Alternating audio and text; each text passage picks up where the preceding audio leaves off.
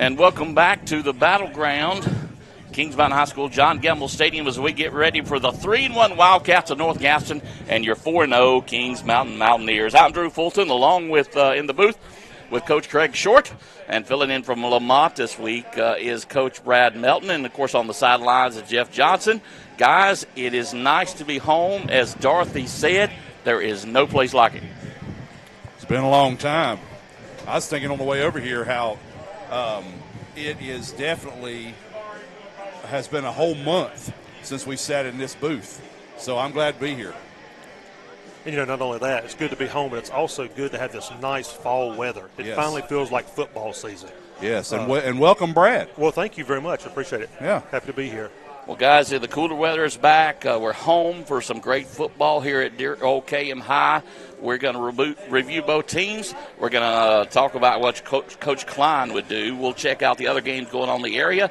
We'll look and get ready for these Wildcats and Mountaineers. Stay with us on KMHS Sports, a presentation of the Kings Mountain Touchdown Club. We'll be right back after this. The Mountaineer Football Pregame Show is brought to you by Quality Fence Solutions,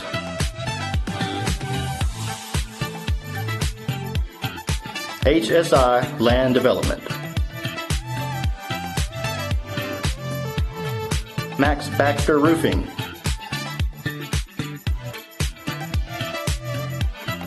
the Albemarle Foundation,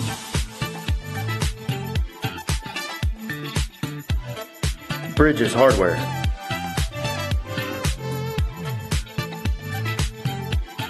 Hoppers Enterprise,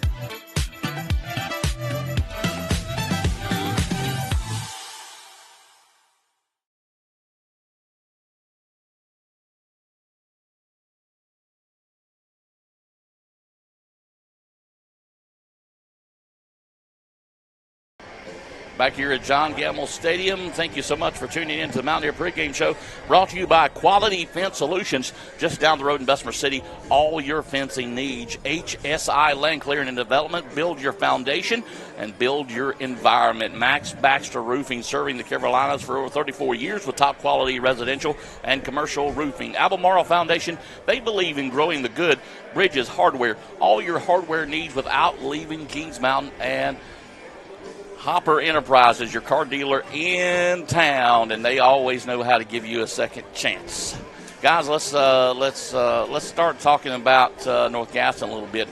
Back here at North Gaston's coming into this night's game with probably their best start that they've had since 2013, when they started the season 5-0, finished the season 6-6 under head coach Mike Patton. Now coming off their Big South Conference win last week over Forest View, 26-20, under second-year head coach Dan Rothwell.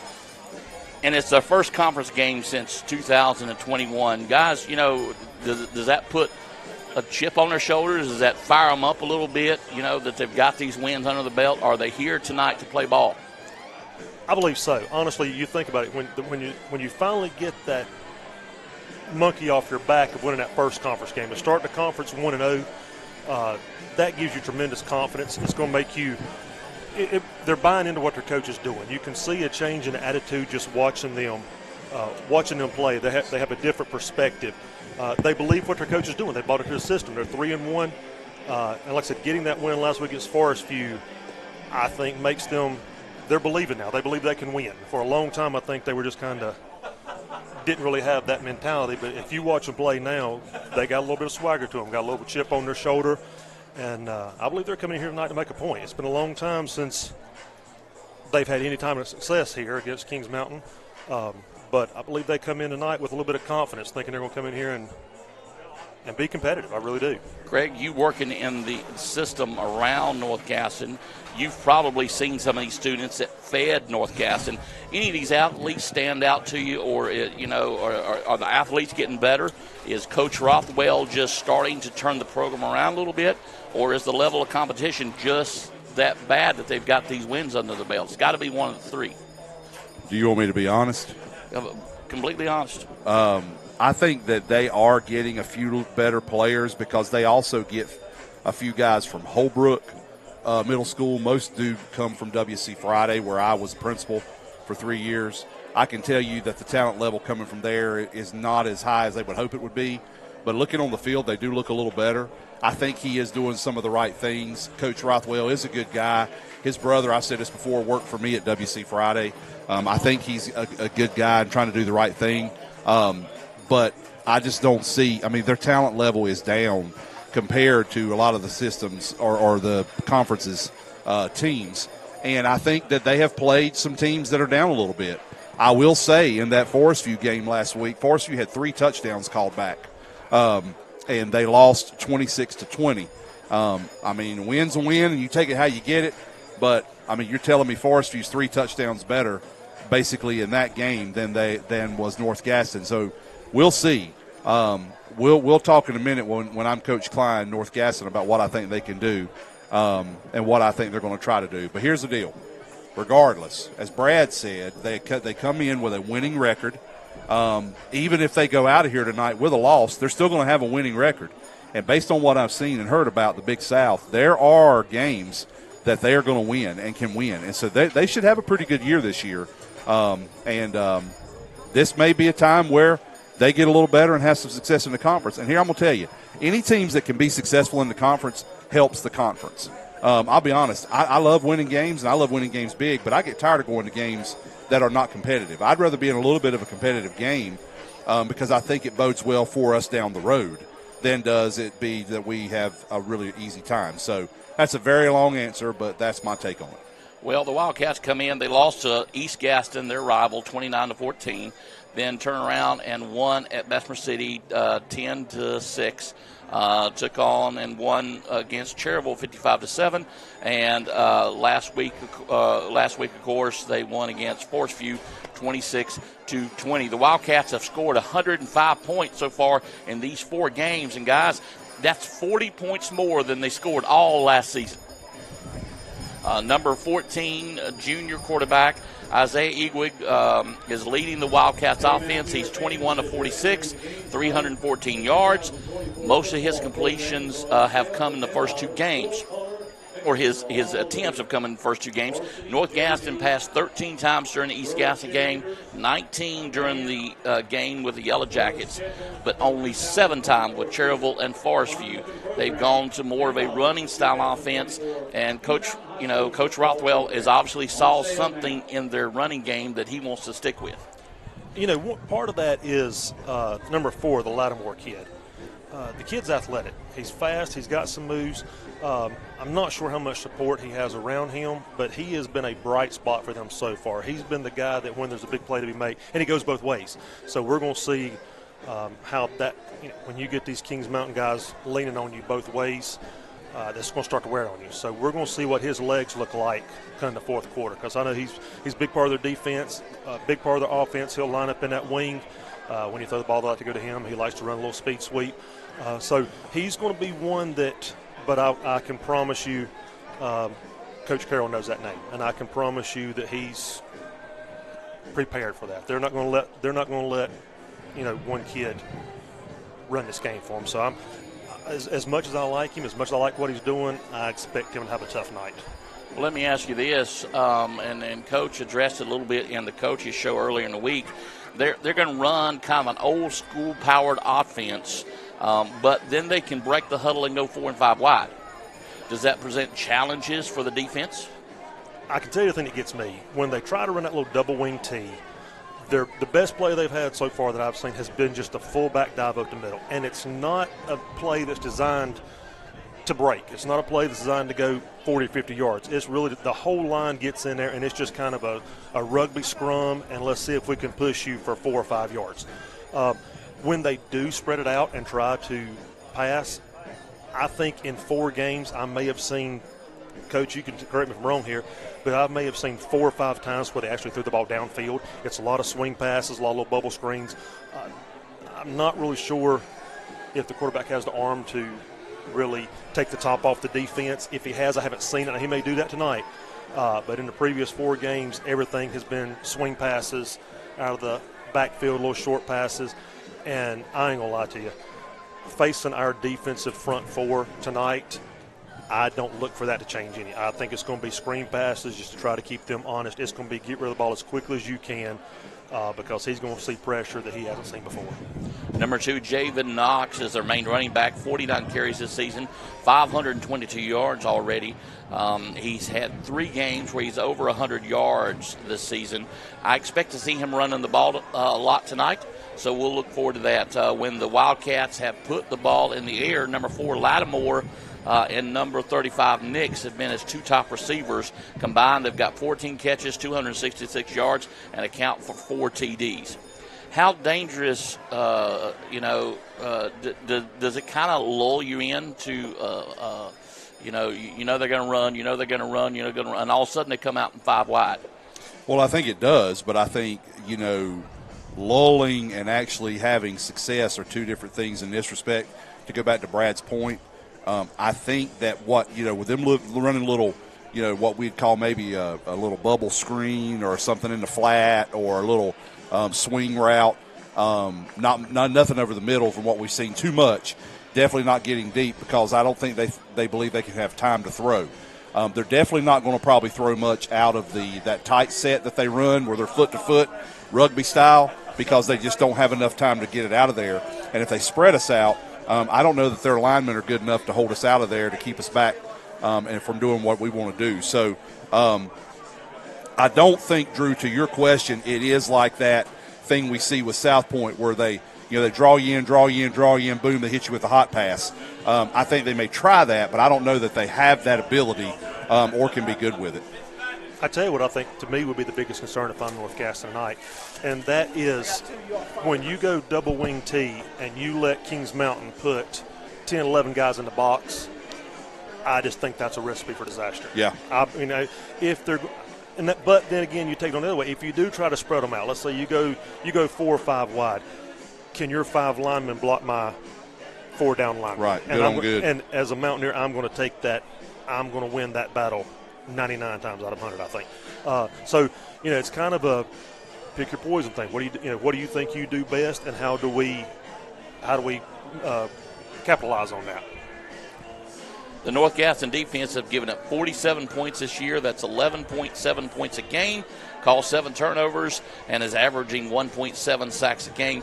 How do you prepare for a team that comes in here? They've got nothing to lose, and they've got a chip on their shoulder. How do you mentally prepare your offense or defense to come in here and play against these guys? I don't think you've got to get these guys mentally prepared. I think they're ready. This defense plays with a chip on their shoulder. It seems like every time they line up, remember who it is. When they line up, they're out to prove something. They're out to prove a point. I think Coach Carroll and that defensive staff have them to the point where they are trying every time to prove that they are the best defense in the state, that we are the best players. We play as a team, and I think every time you look at Coach mentioned in the coaches show this week how important a shutout was to them. They take pride in that, and so when you get a team that takes pride in the little things, playing your position, I don't expect a letdown whatsoever. Well, guys, let's take a break. We'll come back. We'll talk about the Kings Mountain side of the ball. Stay with us. It's KMHS Sports right here on YouTube. We'll be back right after this. The Mountaineer Football Pregame Show is brought to you by Quality Fence Solutions,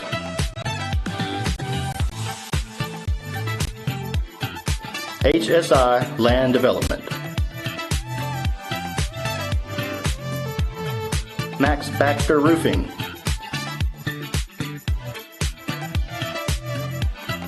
the Albemarle Foundation,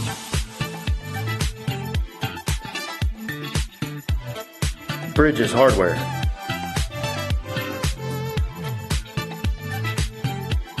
Hoppers Enterprise,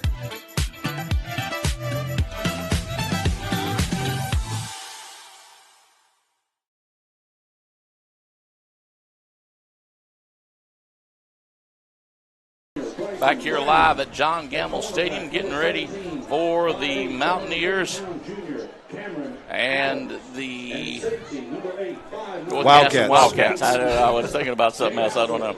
But welcome back here. We do want to send out safe travel wishes to Lamont. He is traveling to see his son play, I believe, in Maryland this weekend. So, Lamont, have safe travels. Let's switch and talk about the Mountaineers. Kings Mountain coming off a 41-0 win at Hunter Huss last week. Guys, how big, and you mentioned this a little bit, how big of a shutout as a defensive coach? How big of a shutout? How big is it to have that shutout? Oh, it's fantastic. I mean, because,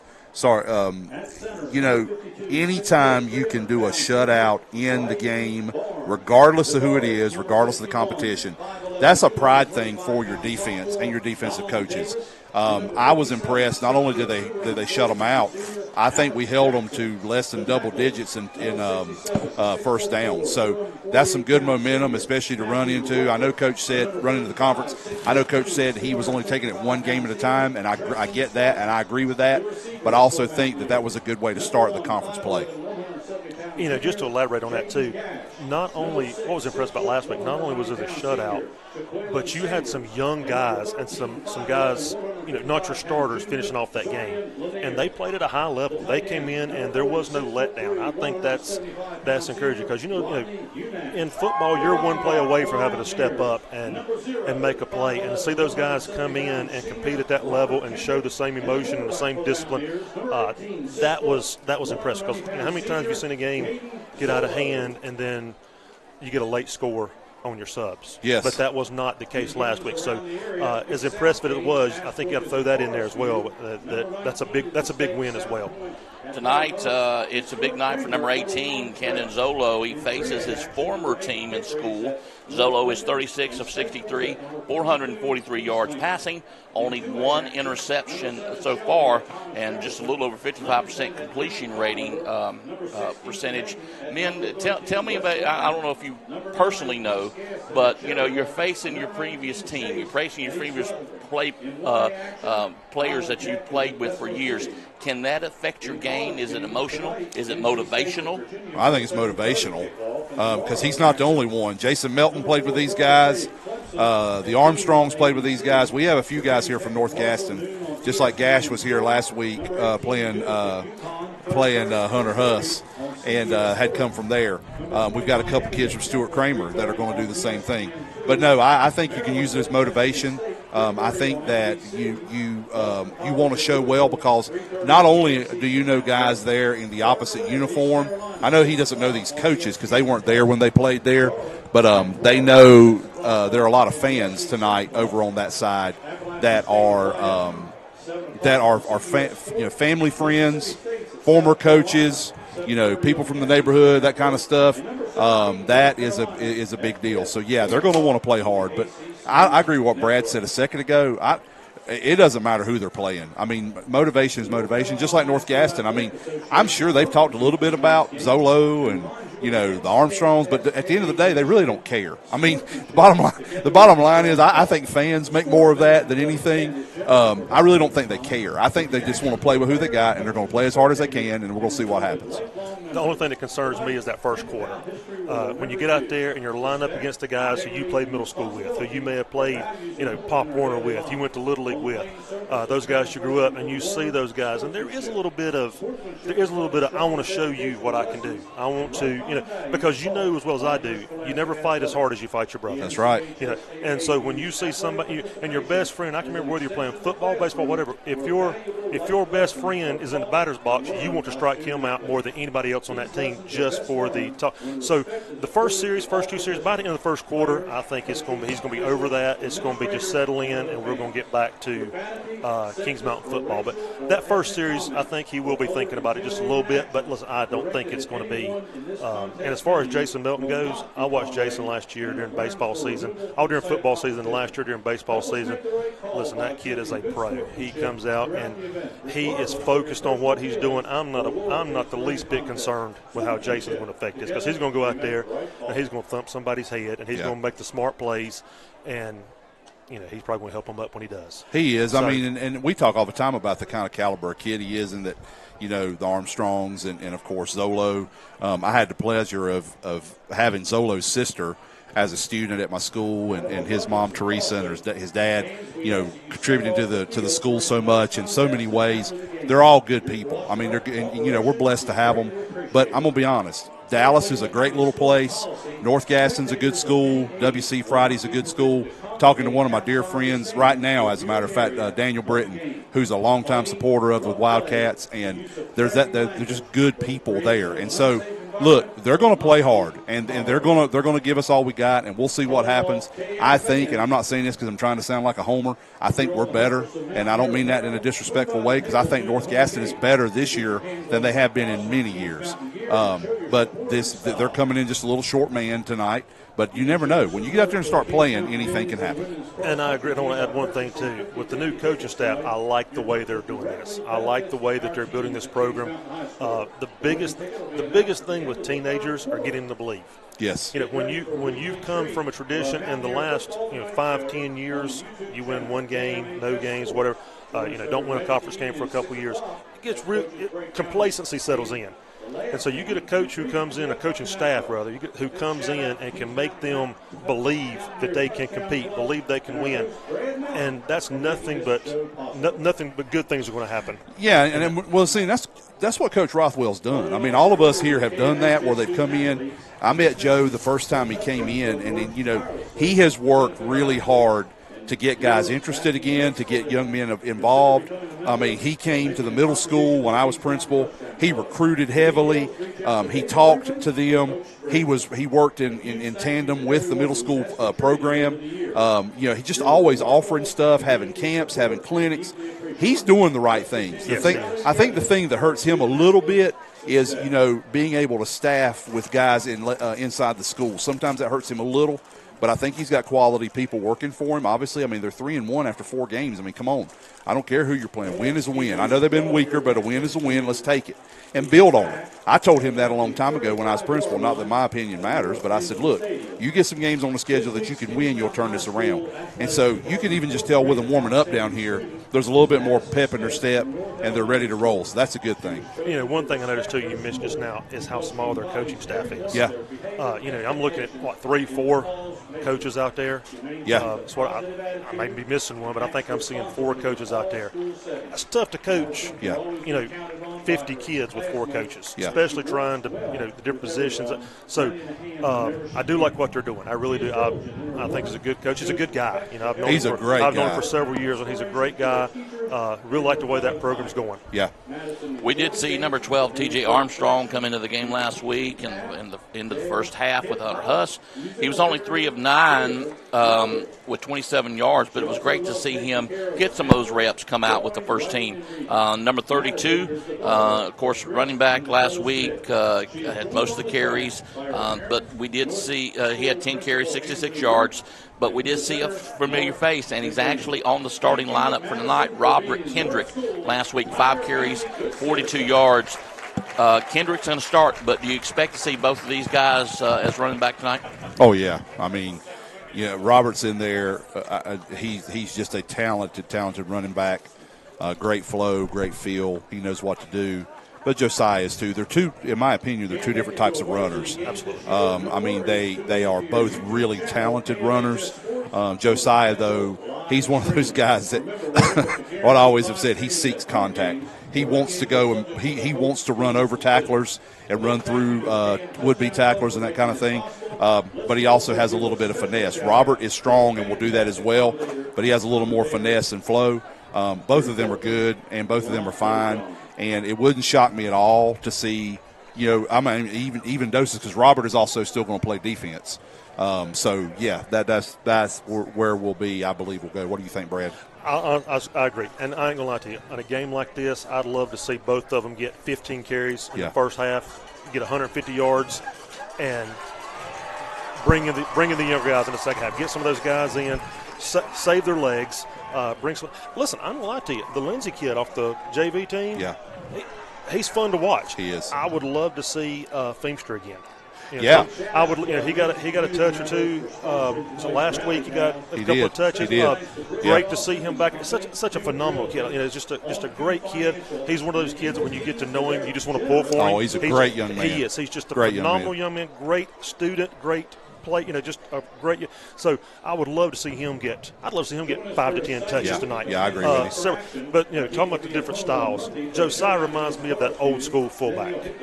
Back in the '80s, you always had that fullback who just was the bruiser. He just got in and said stuff, and then you had your little scat back in the backfield who would bust one on you. Yeah.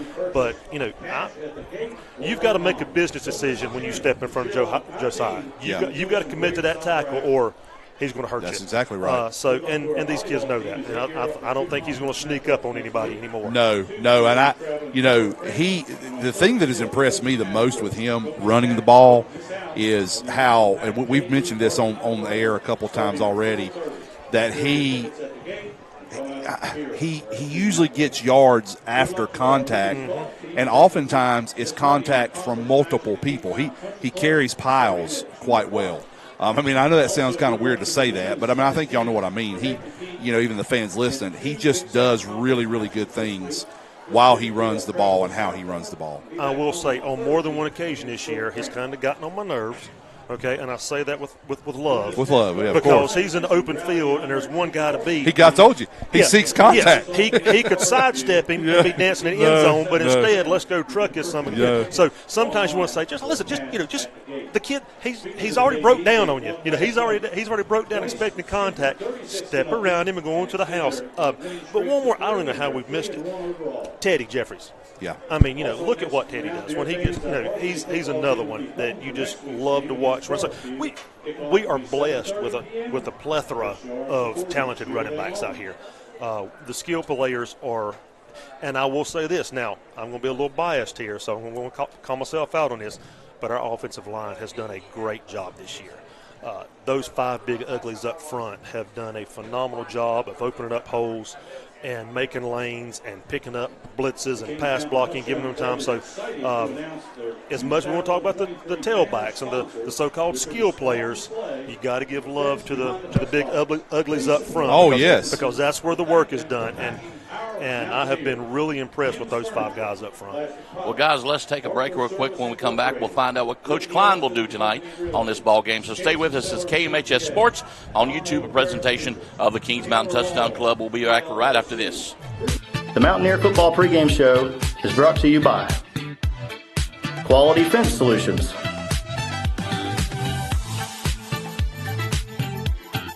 HSI Land Development, Max Baxter Roofing,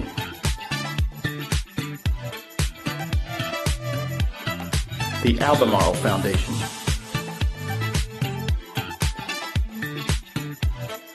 Bridges Hardware,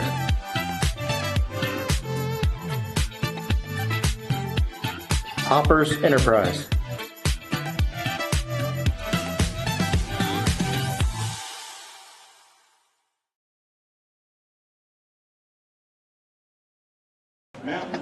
Back here live at John Gamble Stadium, getting ready for the Wildcats and the Mountaineers. I got it that time as we get ready for the kickoff of tonight's game. I'm choking on popcorn over here. That's the way we roll up here. All right, it is time for. Well, let's check real quick. Is Jeff on his headset yet, or is he? Nope.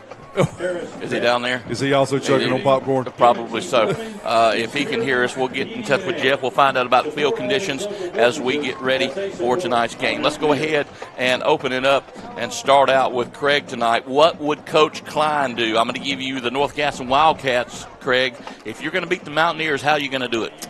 Well, I think what you're going to do is you're going to run what you've done so far, and you're going to try to use as much clock as possible. Ball control is going to be your best friend because what it does is it limits the touches that KM has, which is what we talked about in the coaches show on Wednesday. Thank you for all who tuned in, and that's going to be the thing that's going to help them. Defensively, just try to keep it close, try to keep them going, and they'll be ready to rock and roll, and that's what I do. The way they stay in this game, I'm telling North Gaston, the way they stay in this game, if I'm their coach, is they do it by control, and they also take advantage of opportunities. No one's giving you a shot. No one's, play loose, have fun, and let's see what happens. All right, we're going to give our guest, Brad Melton, the Mountaineers. How do you come out to going 5-0 tonight? I think you do what you've been doing. So far this year, you have established that you are a dominant running team. We've talked about the backs so far. We've talked about the offensive line that's just been dominant on the year. I think you go out there and you lean on them. You show that my line is better than your line. My backs are better than yours. They'll open up a little bit. I expect to see a few passes downfield open it up. If North Gaston tries to stack the box, I can foresee us going over the top a few times because we do have playmakers that can take the top off the defense. On defense, I think the biggest concern is going to be stay in your lanes. When you see that little double wing T type thing, it's going to be real easy to run past the ball. As long as they stay in their lanes, and it's going to be easy because I think our defensive line is going to be in their backfield on a regular basis. I think it's going to be pretty regular get back there, and what concerns me is you just got to stay in your lane. You can't run past the ball. But I think it's going to be a tough night for the North Gaston offense. Let's put it that way. Getting a good view of the Mountaineer band, the Mountaineer marching band. They will be our halftime guest today, so make sure you stay with us at halftime. And it's 8th grade night, so they'll be joined by some of the 8th grade players as you see bringing up the tail end of the marching Mountaineers. Jeff, we did unmute your mic. It was completely my fault. Are you with us? I certainly appreciate that. Well, I had to do it sooner or later. Jeff, it feels up here, we're in the booth, it feels like we've got great weather. The wind seems to maybe be a factor. What do you say? Yeah, I mean, it's definitely cooling off. We're starting to get into football weather, but with that front and system that's off the coast, it's definitely windier than it's been the past few weeks, but it's fluctuating. It actually seems a little softer than it did a little while ago, so we'll see. Jeff, I like how you described that right there. You said it fluctuated and it feels a little softer than it did a little while ago. Well, that's probably not the great way to describe weather, but I actually enjoyed that take on it, Jeff. Thank you so much. When we first got to the stadium, it felt like it was much stronger than it is right now, but we'll see how the night goes. No, listen, I was with you. That was great. Listen, we appreciate your meteorological assessment. I do. I like that. That's right. Well, guys, we've got about 10 minutes away from kickoff. Let's take another break. Come back, we'll look at some other games going on in the area tonight. It's KMHS Sports right here on YouTube. Please stay with us. The Mountaineer Football Pregame Show is brought to you by Quality Fence Solutions,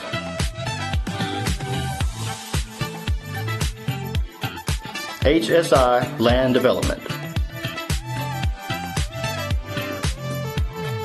Max Baxter Roofing,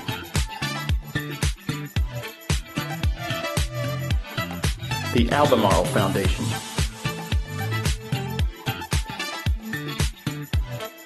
Bridges Hardware,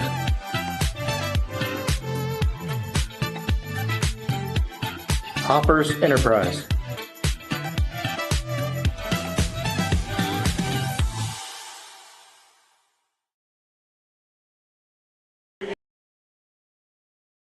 I'm back here live at John Gamble Stadium. Drew Fulton along with Brad Melton, Craig Short, Jeff Johnson. Thank you so much for joining us as we get ready for the Mountaineers and the Wildcats. We've got enough time to talk about a few of the games going on in the area. Let's mention Stuart Kramer, 0-4. They travel to Crest, 4-0. Oh, who do you pick? That game's going to be over quick. Stuart Kramer is struggling this year. Crest is going to beat the brakes off of them, I'm sorry to say. Brad? Yeah, I agree. Listen, this could be a running clock by halftime. I hate to say it, but it really could be. Next, we've got South Point 3-1. They travel to Hunter Huss, and the Huskies are 1-3. I have heard, I have a good friend, like I said, been talking to Daniel Britton. He's listening and watching the game. Daniel just told me that there have been some issues at Huss this week. I just think South Point's too disciplined and just better. South Point, big. I agree. South Point by as many as they want. Yeah. That's one of those where, when you play that offense one time a year, it's so hard to prepare and it's hard to simulate in practice. Yeah. We'll get ready for the Albemarle on the national anthem. The last game in the Big South is Ashbrook at Forest View. I think Forest View is going to win that one. I think Ashbrook's in shambles. I'm pulling for Med. Med's a good friend of mine, the head coach. I'm pulling for him. I can't figure Ashbrook out. When you look at them, you see athletes all over the field. On paper, yes, they are world beaters. You watch them, and there's athletes everywhere. I'm not sure why they just can't seem to put it together. And just for the sake of being controversial, I'm going to go with Ashbrook. I like it. Not that I believe it. It's just because I'm wanting to disagree with Craig. Another local team, Shelby, 2-3. They traveled Thomas Jefferson, 1-4. Running clock, Golden Lions. That's running clock. Thomas Jefferson's not good. Highland Tech at Bessemer City. Running clock.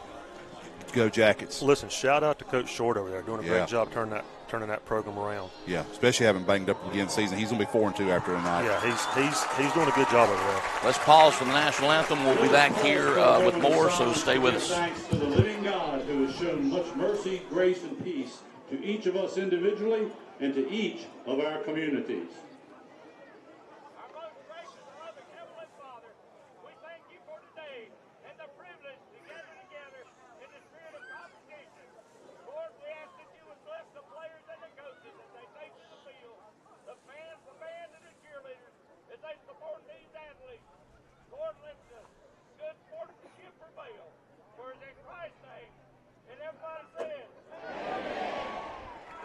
Will you please remain standing with pride, our national anthem.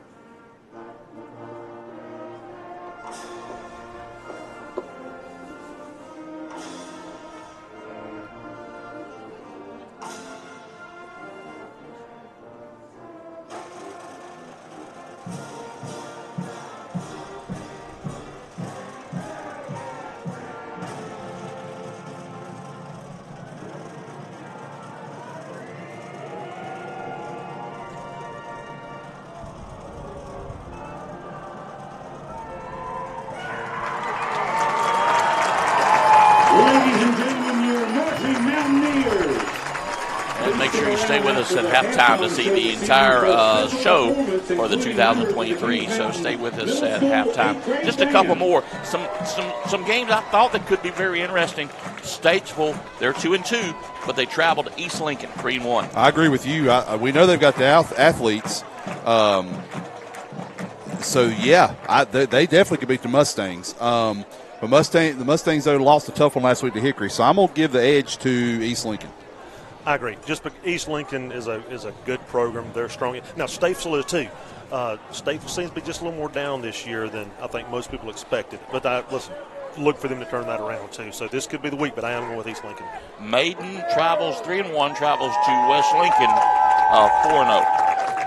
Oh, man, this is a great game. I'm telling you, like if I wasn't involved in this like I am, I'd probably be at that game.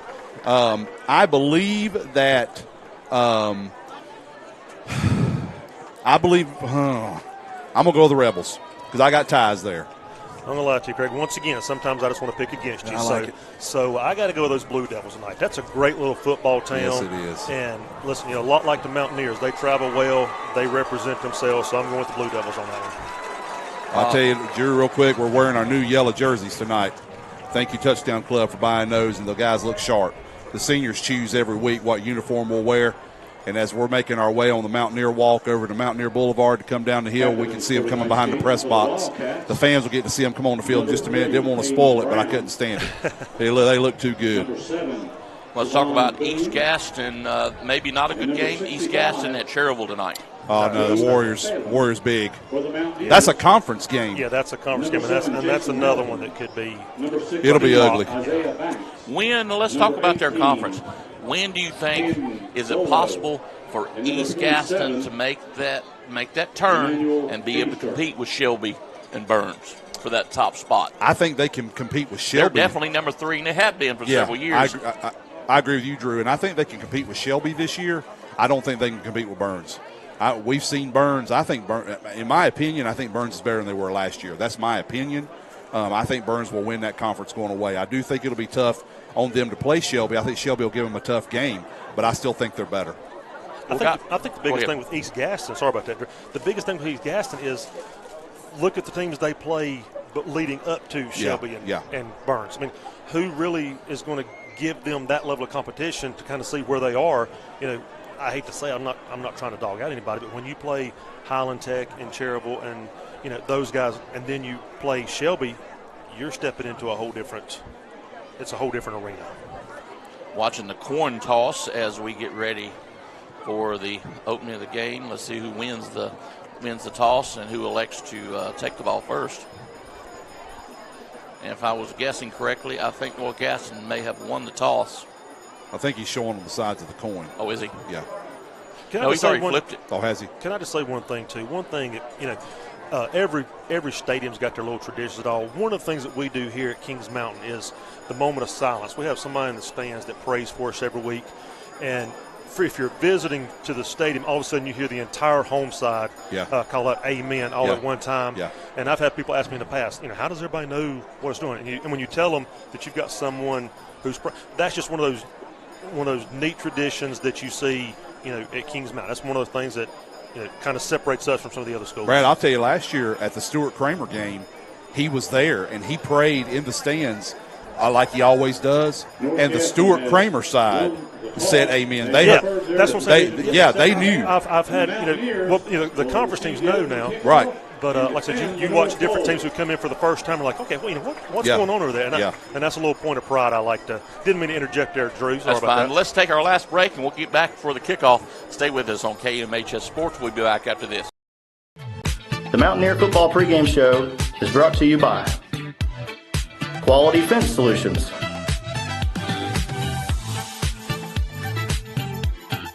HSI Land Development, Max Baxter Roofing,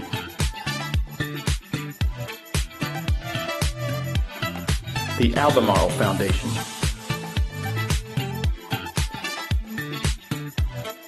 Bridges Hardware,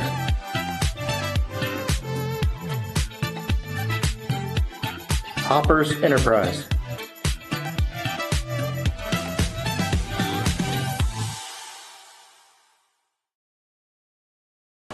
Back here live, John Gamble Stadium. Mountaineers will get the ball first. North Gaston won, but the third, and you get a good shot of those brand new jerseys that the Mountaineers are supporting as we get ready to start this game off. Guys, any final words before we get underway here?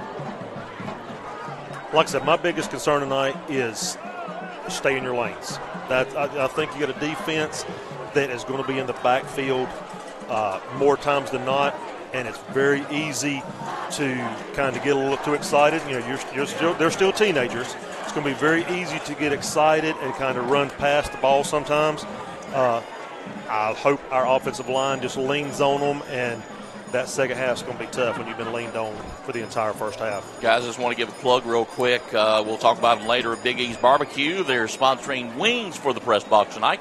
I think he cooked 150 wings, so I have no idea what everybody else is going to eat. But thank you so much for Big E's. We'll tell you about him a little bit later. And throwing T-shirts out to the fans. We've got about 75 T-shirts going out to some lucky fans from the T-shirt cannon. And a good shot there of some of the fans that may get one of those T-shirts. Lickety Lou's has sponsored those T-shirts. And thank you so much for supporting our fans, our team, our broadcast. Thank you so much. We do appreciate it. Drew, I want to say right before we kick off, I think we'd be remiss if we didn't remember Coach Clark and his family. Coach Bruce Clark left us tragically earlier this year in a tragic accident. He coached both at Kings Mountain and North Gaston, won a state title in baseball here at Kings Mountain, was a head coach at North Gaston, took them to the state title with A.J. Blue and some other guys. And we just want to say that we are thinking of the Clark family and realize the impact he had at both of these schools, and it's kind of nice. This is the first time they've played since Coach Clark passed away. So hopefully tonight both teams will show out really well in honor of him. Dylan Bean kicking off for the Wildcats. And kicks it short. I don't know if that was intentional or not, but the Mountaineers will take over 1st and 10 from around the 34-yard line. Watching him warm up, Drew, when I was walking in the stadium, that's what he was practicing, so I'm going to say that's part of their plan. And Craig, I don't mean to split hairs here. Yeah. But there were 2 baseball state champions one year. Just Thank you. Not trying to split hairs or anything. Well, I didn't know if he was coach of both, was he? He was. There you go. 89 and 93. Technically, there's 3. But he wasn't coaching that one. Before the. Yeah, but he wasn't coaching the 50s. No, he was not.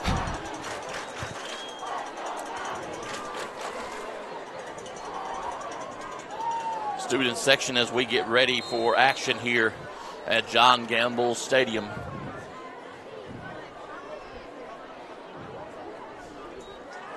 Fakes the handoff right over the middle. Trying to get across the 50. He's going to dance around. He'll get hit by several Wildcats right at the 50 gash on the reception for the Mountaineers, and 1st and 10. That's just a nice little route combination right there. You had trips to the left, slot receiver just comes across the middle, easy pitch and catch to start thing. That's a nice way to get your quarterback into the groove. Zolo watches and then pitches to the left side across the 40, trying to get to the 1st down marker, and he's going to be very close. That's Robert on the carry Guys, there. that is a good sign of things to come when his first contact was 8 yards down the field. Yeah. And I'm telling you what, if you're going to be able to turn that corner that easily the way he just did, that's a good sign. And quick whistles. Didn't see I think a it's flag something on with the play. clock. I don't know. He's coming over to our sideline. Probably something Craig said on the broadcast. Yeah, it's something with our play clock. Oh, play clock. It's something. He pointed to our coach. They'll radio up top, and the guys will come down and tell the clock operator. They don't have an official on the clock operator tonight like they normally do. Zolo passes again over to the left side. Good 6, maybe 7-yard gain. That's a good tough running right there, too. Bring up 2nd down. Contact early, picked up another 3 or 4 yards after contact. Brad, you know he's hard to bring down. Yes. Yes. Yes, he is. A gain of 8, 2nd and 2 for the Mountaineers from the 40-yard line. 2nd and 2 for Kings Mountain. Zolo once again to pass to the 20-yard line. Pass is complete, and that's a 1st and 10. I think that was Lanier, wasn't it? Yeah, that's a good route by Fat. Zolo put it right where it needed to be. Caught him in stride right there on the hash. Great read, great pass. And I'm loving the tempo, too. Yeah. Let's get to the line, call play. Don't let the defense get a chance to get set. Let's just hit. And here we go. And once again, first run play, and it goes into the end zone. Touchdown, Robert. Take a look right there. Watch your offensive lineman. Your offensive lineman are 5 yards downfield right there. Did you see him put his hand on the hip of his lead blocker? That was beautiful. And listen, beautiful. When you trust your line like that, you just get behind those big hugs and say, guys, listen, you take me to the promised land here, and that's what happens. Those guys are 5 yards downfield. That makes running the ball a whole lot easier. Attempting the extra point. Max Thompson, ball is up. And it is good. Slid that one in. Mountaineers will lead it 7-0 early. Right down the field, 7-0. KMHS Sports will be back right after this. The Mountaineer football broadcast is brought to you by Brittany Austin and Hewitt Realty, Flooring America,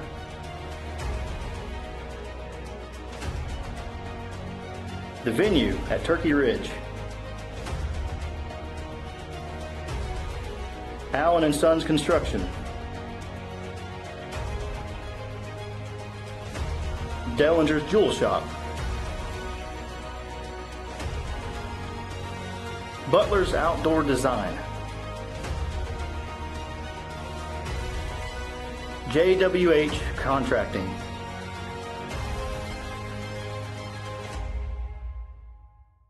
don't think he had Back any here pressure live whatsoever. at John Gamble Stadium, getting ready for the kickoff. Set the kickoff, number 37, Matt Rom.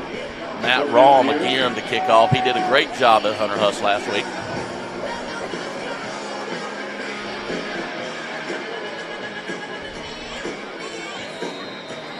Number 4, Journey Lattimore, and Donovan Thorne, number 8, deep for the Wildcats.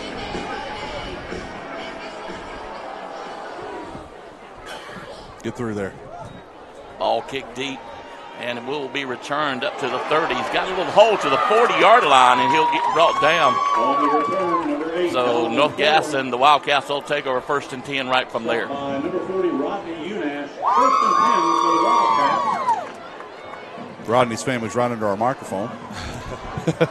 And I'm just going to say, by watching the way we covered that, we were not trying to squib. Oh, no. That's what I'm saying. Just watch. No, I think that was just a miss because you watch. We did not cover that as if you were going to squib kick. Brad, were you at the game last week, or did you Yes, listen? I watched it. Okay, so he put Several, three in the end zone. That's what I'm saying. I think he just missed that one a little I bit. think so too. Just watch the way we covered it there. One in a shotgun. That's a Wildcat. Wildcat formation, yeah. And they'll take it up to get about a 5-yard gain on it. So that's to a good bring it play. second and about 5. Yeah. That was a good play. Lattimore, Journey Lattimore is a great player. As I recall, he played corner also last year, and he made some big plays while we played them. I was very impressed with how he played. That was a great run right there. Offensive line did a good job. They did, getting out front.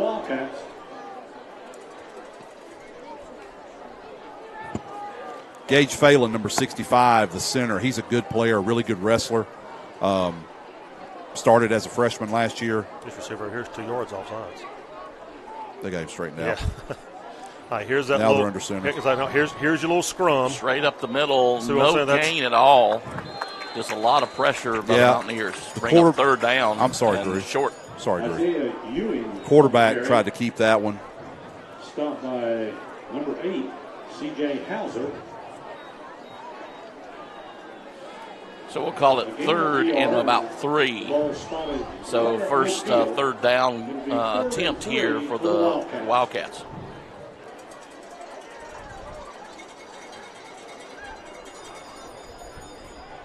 All right, Craig, what you looking for here? You going back up the middle? You going to try something to the I wide think they've side? tried to get on the wide I side. was going to say, I'm looking. You got the wide side of the field here, to this way.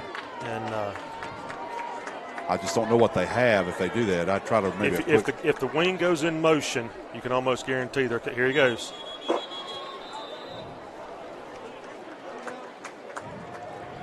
Was that a flag?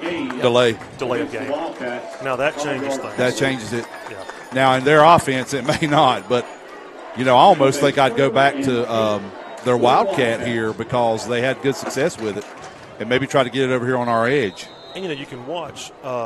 Sometimes they get a little too predictable. Maybe they'll counter it right here, but a lot of times when that guy goes in motion, that's the guy. That's the way they're going. Yeah.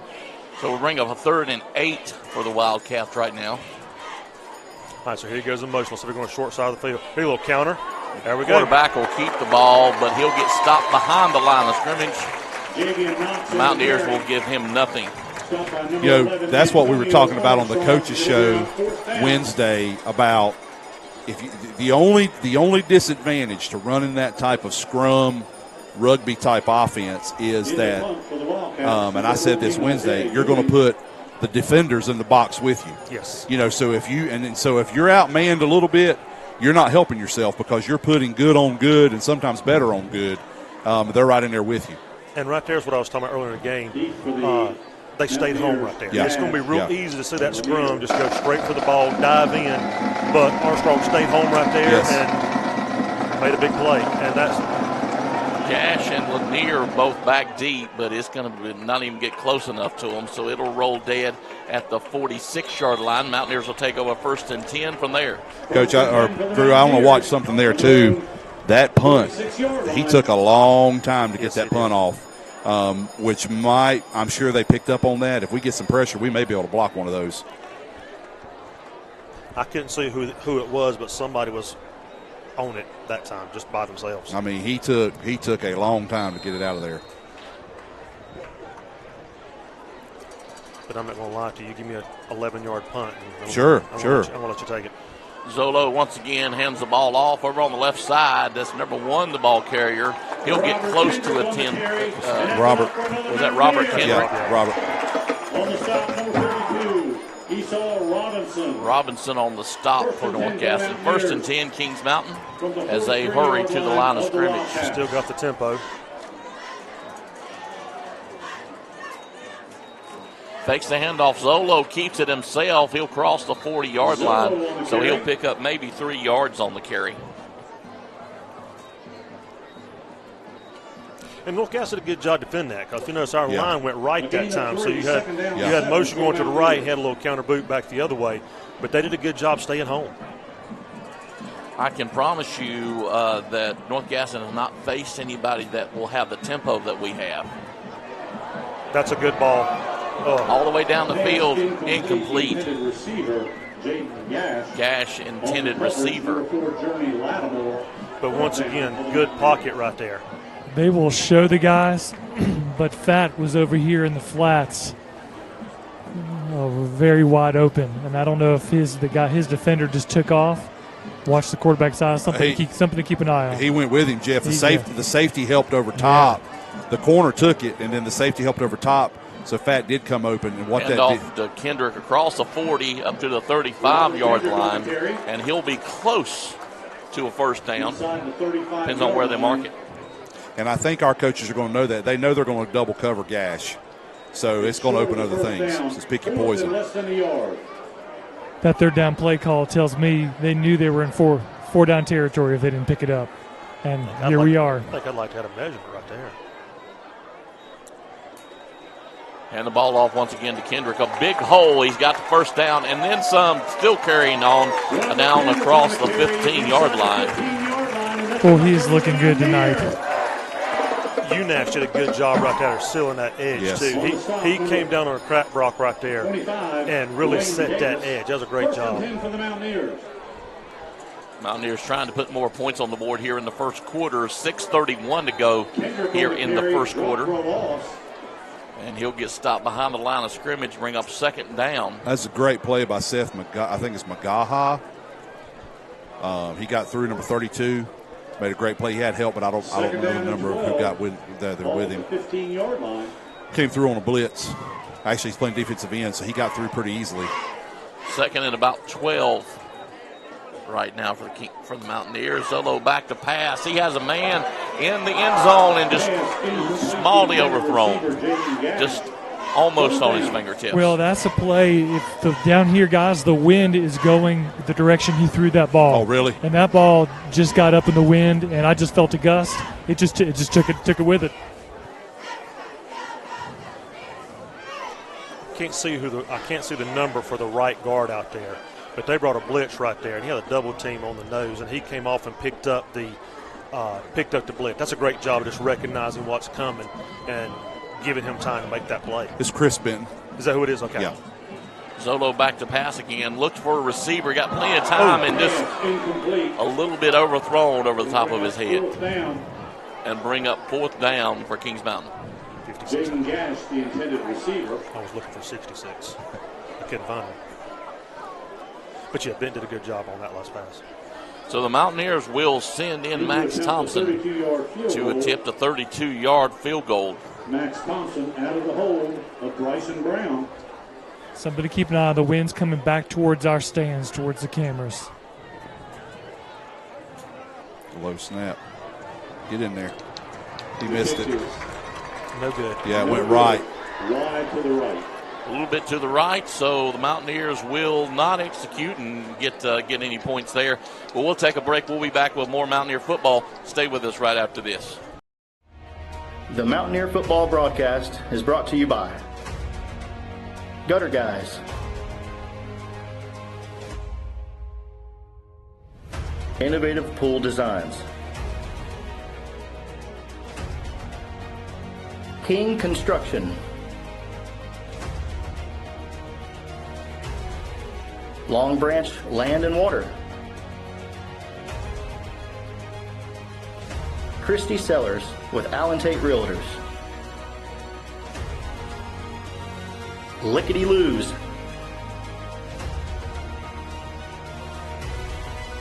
Brinkley Financial Group.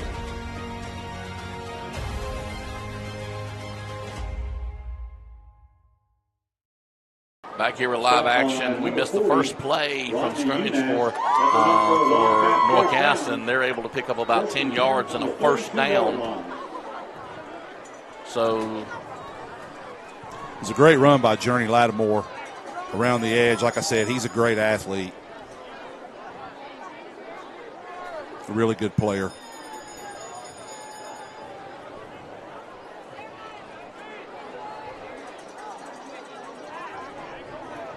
Seven 0 here early, 5:14 here in this first quarter of play here at John Gamble Stadium. They get in the bunch formation and quick whistles. Front. Illegal procedure against the Wildcats, 5-yard penalty. Like the right guard got a little antsy. So all sides, a quick start for North Gaston, back them up 5, 1st and 15. You know, that's one thing North Gaston got to be careful of. Their offense is not meant to play behind the sticks. No. That they're not built for that, 15-yard play.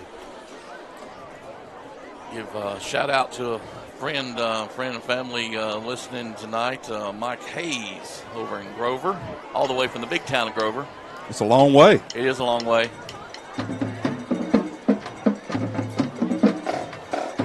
Quarterback still has the ball, but nowhere to go. Guys, I can't honestly tell you, was he looking for a pass there? I don't think so. Was he just trying to run it to the left side? No, they were trying to get over here. I mean, it was a little quick pitch. Yeah, that was a quick pitch. Alex, that's a great job by Simpson right there, just staying home. And I love the fact that Simpson had him locked up, and then you ended up with six yellow jerseys on top of that player.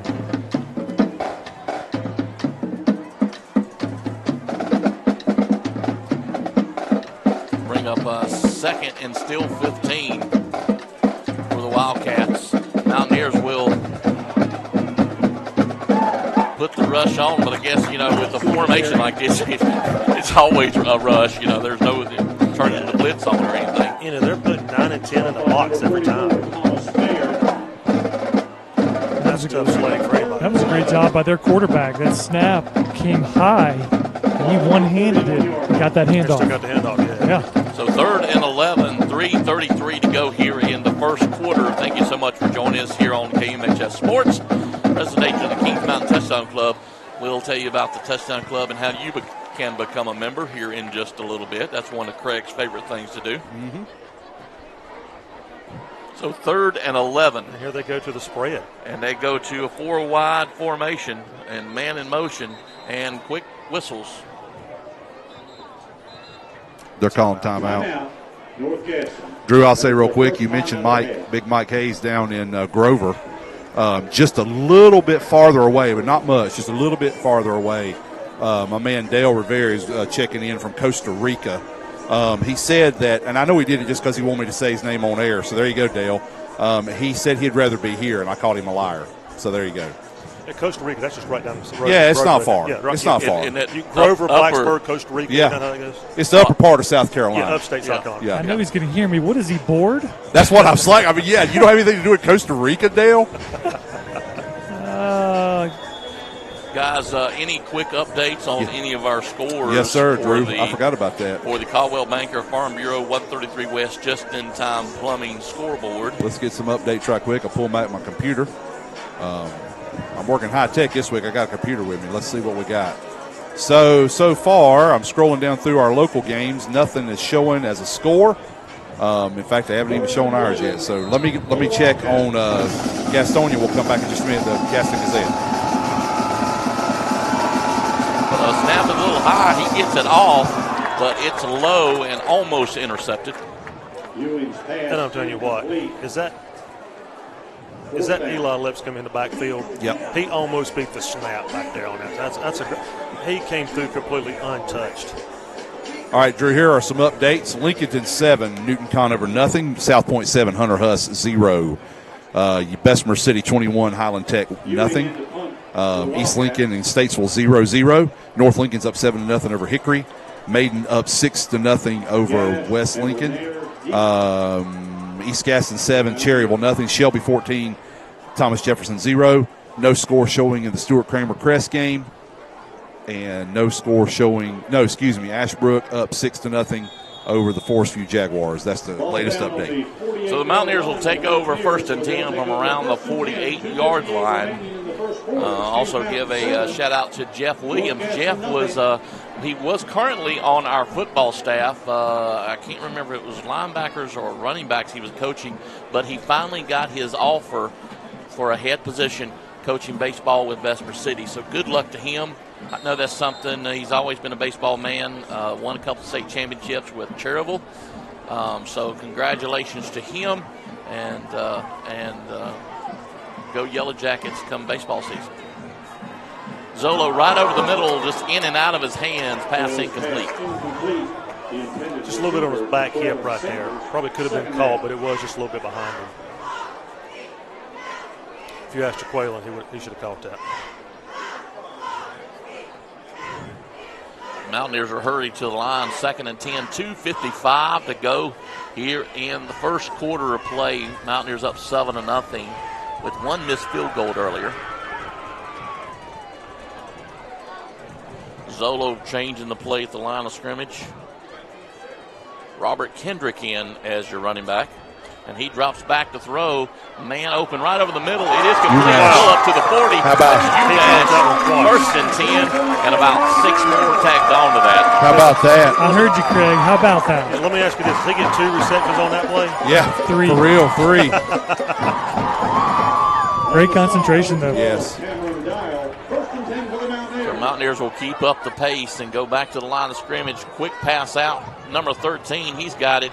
He'll cross over. Hey, sorry, Drew. I want to say that was a great play also by Gash right there. He had his block, and then the guy turned on him, and rather than have a hold, he let go. That's a smart play by a good player right there. Could have been a hold. 2nd and 7. Once again, hands off to the left side. That's number 8, the ball carrier. That's Hauser. All the way up to around the 30-yard line. Maybe 30, 31-yard line. 30-yard line. First, 3rd and 3.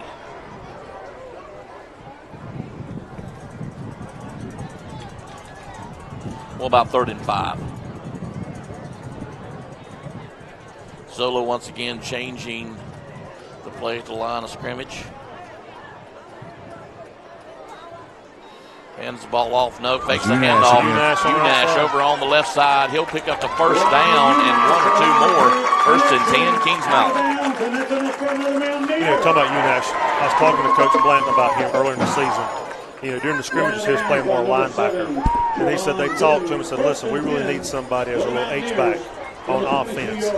And immediately his response was, Coach, whatever you need me to do, I got it. Yeah. It wasn't one of these things where, no, I'm a linebacker or whatever. It was, whatever you need, Coach, I got it. Yeah, that's the kind of person he is. Lanier, intended receiver, incomplete. Bring up a 2nd and 10. And, Jeff, you can confirm it feels like the wind might be kicking back up again.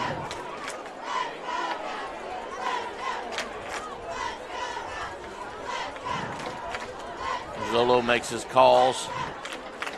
A little pitch out to the right side, trying to get out of the backfield. That's Kendrick. And he'll cross over the 15-yard line. And once again, look down, look 5-7 yards downfield. Dom Davis is down there leading up. Yeah. That's your lineman doing work right there. Getting down there, getting that second level. And he was coming right towards me. He just did a great job putting his foot in the ground and getting north-south. Did it scare you there, Jeff? Oh, well, I'm not that close. You start getting out of the way. Not that close. Jeff, can you see on the sideline, is Josiah dressed? He is. Okay. Zolo will keep it himself. He'll cross over, trying to get it down to the 5-yard line. And that is a first down, and we'll bring up 1st and goal, Kings Mountain. You got to see his athleticism and his toughness on that. He makes a great play back here in the backfield to get around the defender, and then toward the end of the play, just puts his shoulder down. It shows his toughness.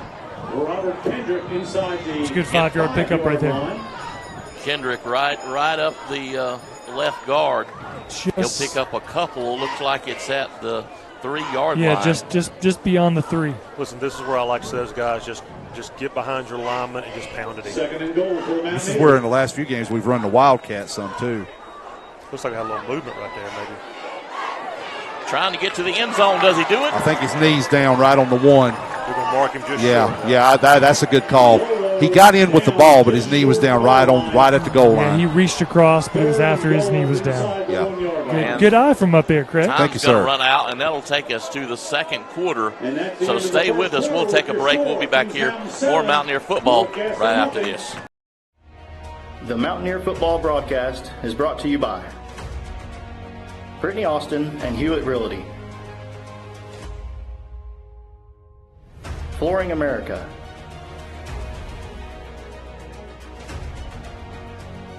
the venue at Turkey Ridge, Allen & Sons Construction, Dellinger's Jewel Shop, Butler's Outdoor Design, JWH Contracting,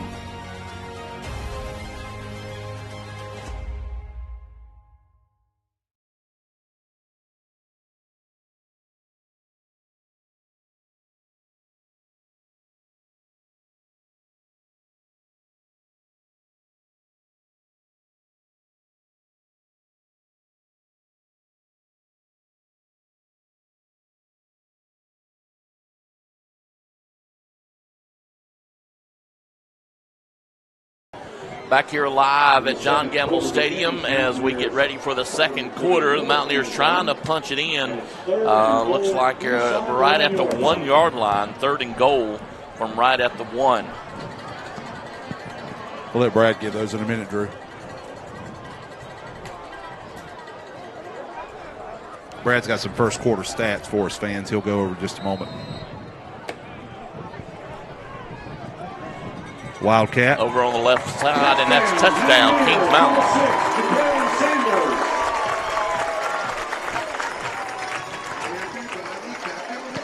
Brad, you were talking just a minute ago about how well we were blocking downfield. Well, Dom Davis just absolutely drove a guy into the turf and buried him somewhere between the A and the I in Mountaineers. That was a great block. And I love to watch that because that's one of those things. You can teach a kid technique. You can teach him hand placement, footwork, but you can't teach that killer attitude to finish a block. Yeah. And listen. Penalty. I didn't even see it. I'm sorry. We were talking about the score. Yeah. And missed it altogether. Yeah, we sure did. If we didn't see it, it must not happen. Good shot of Kevin Cruz there a second ago. I don't think he liked the call either.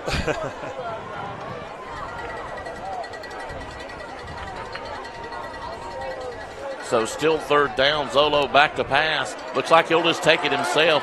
He'll get close to the 5-yard line and bring up a 4th down and goal. Jeff, where's the wind blowing now because we're going for a field goal here? So for you guys and our viewers, it's coming from this end, kind of at an angle, but it's coming towards us, back towards the home stands. Okay. So it's going to blow across the ball that he's kicking, correct? Correct.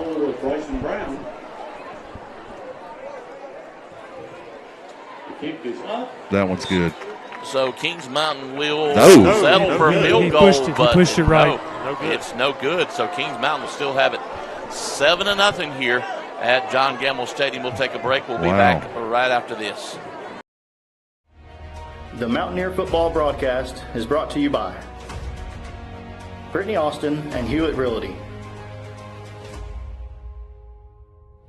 Flooring America,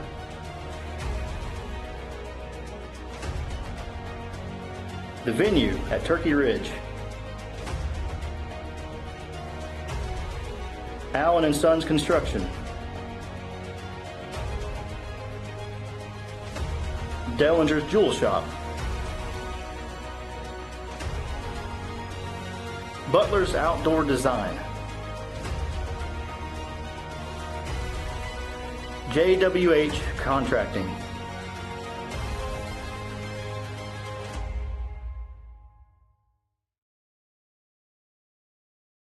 Back here live, we missed the first play of action, but they just ran right up the middle for the Wildcats.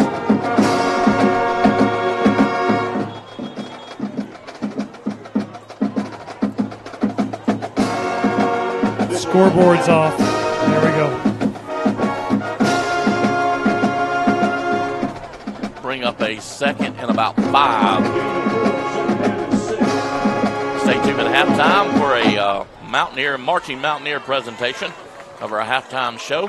So stay tuned for that. Second, and we'll call it 6.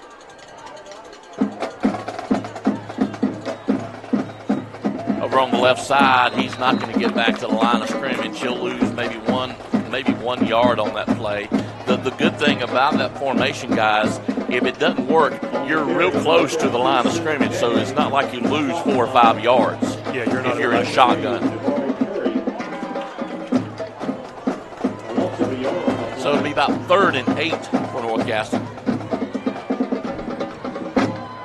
3rd down and 8.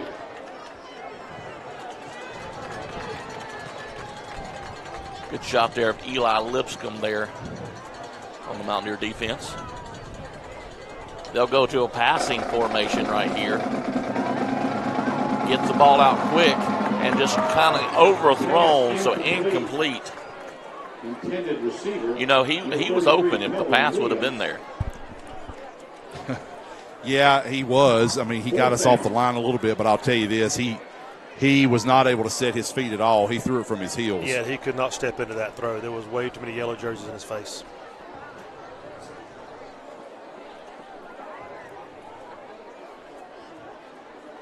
Ewing to punt it away. Ewing in the punt Wildcats. for North Gaston. I'm starting to think we're a little deep for this punt. Gets it off. It's high, but just not very long.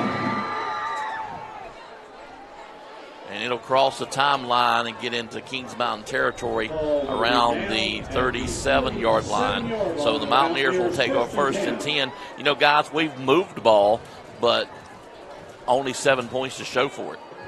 Yeah, we've moved the ball right down the field and just get to the end zone and stalled out twice. And that's a scary thing when you move the ball that well, but you allow a team to hang around. And that's what you're doing. You're just kind of letting them hang around and hang around. They really haven't done anything to beat you so far, but you're not finishing.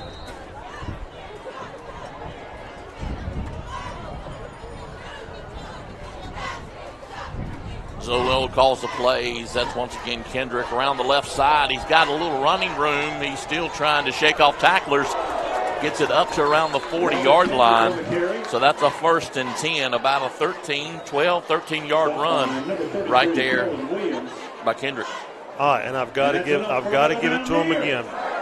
Reichert and Davis both, the right guard and the right tackle, both pull to the left side to lead that. So you get 2 big bodies out here setting the edge, and once again, good things happen. Hand the ball off right up the middle. That's Kendrick again. He'll get to the 35, but no more. Kendrick on the carry. And that's a little more what I expected to see, guys, right there. Let's just let those big guys up front lean on them for a while. Let's get back to the run game. I mean, I think we've established that, you know, and I understand wanting to throw the ball, but get back to that run game. Get back to dominating. That's when you can control it that way.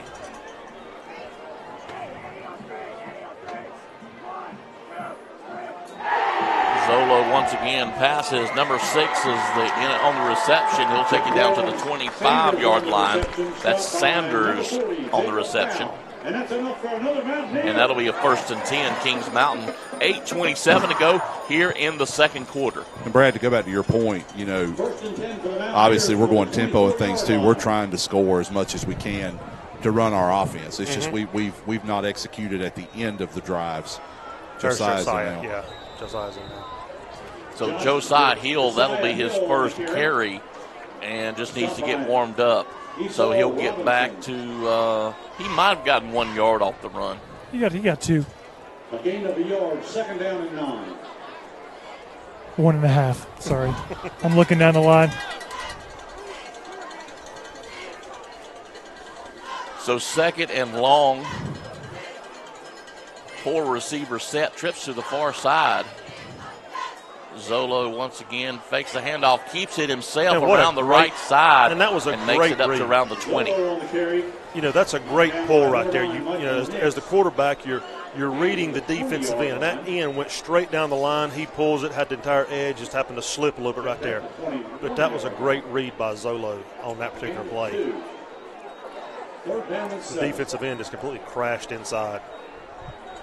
So they didn't give him as much as I thought I would have given him. So it'll bring up 3rd and about 6.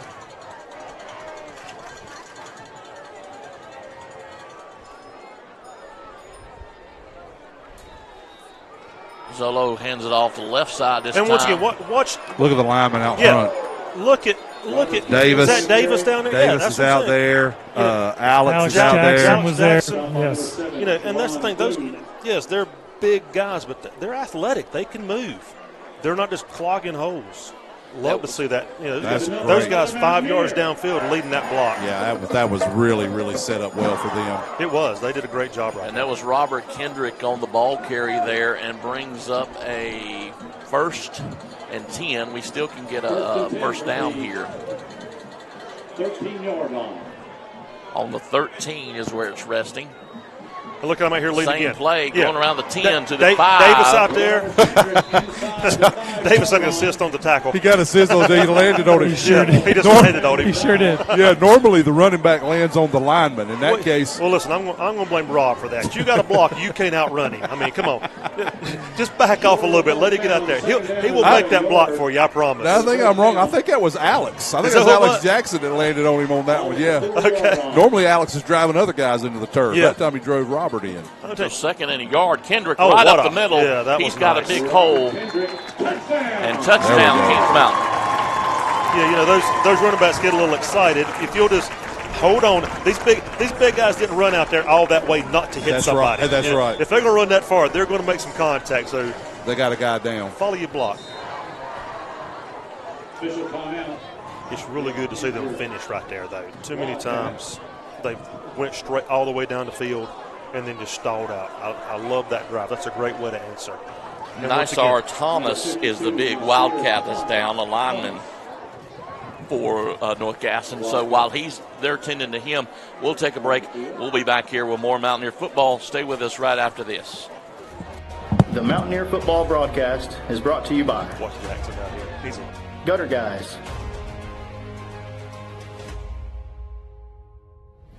Innovative Pool Designs, King Construction, Long Branch Land and Water, Christie Sellers with Allen Tate Realtors, Lickety Loos,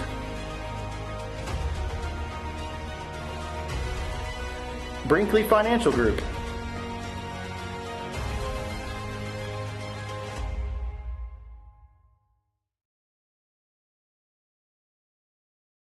Back here live, and Brad was handed a few first quarter stats. During the first quarter, ran a total of 21 plays in that first quarter. 10 run, 11 pass, so that's about as evenly distributed as you can get for 140 yards. So the numbers are there. You put up 140 yards in a quarter, you expect good things, evenly passed. I was just talking just now, I think on that, I think he said on that, in this quarter we've got 9 runs and 1 passes.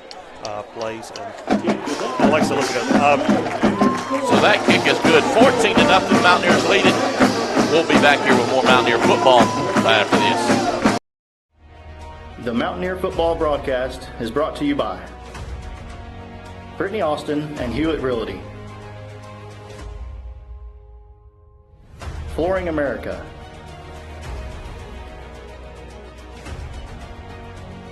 The Venue at Turkey Ridge,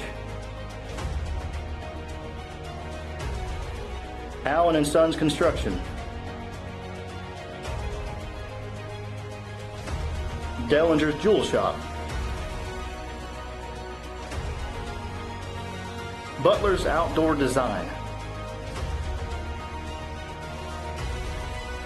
JWH Contracting.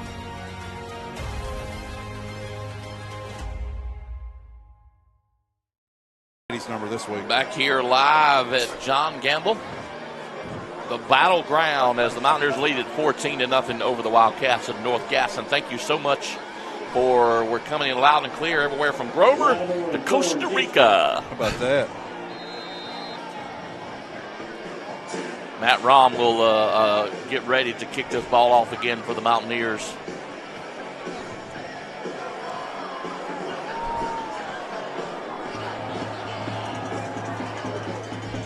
That's much better.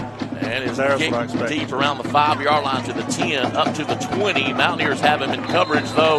He won't get past about the 23-yard line. So 1st and 10 for the Wildcats on their own, we'll call it 23-yard line. Drew, while we have some time, I'll do a Coldwell Banker Farm Bureau 133 West just-in-time plumbing scoreboard update. We have East Gaston 14, Cherryville 7, Hickory 20, North Lincoln 7. Bessemer City now up 39-0 over Highland Tech. We've got Maiden 6, West Lincoln 7, Crest up 28-0 over Stuart Kramer. Mount Airy is up 13-0 over the Star Mount Rams. South Point 15, Hunter Huss 7. That's a little surprising. Shelby 28-0 over Thomas Jefferson. Ashbrook and Forest View are tied at 6. East Rutherford's up 14-0 over Chase. Lincolnton is down 8-7 to Newton Conover. East Lincoln and Statesville are 14-7. Michael Crocker just sent me this score. I don't have one posted yet. I can see Statesville's up 14-7 over East Lincoln, and that's our scoreboard update. And timeout against North Gaston. We'll take a timeout too. Stay with us. More Mountaineer football right after this. The Mountaineer football broadcast is brought to you by Gutter Guys,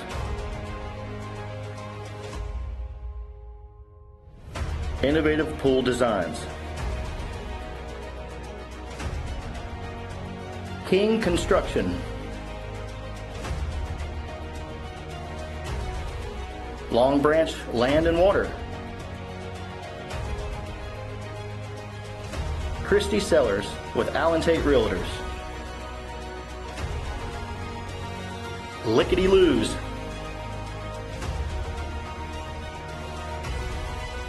Brinkley Financial Group,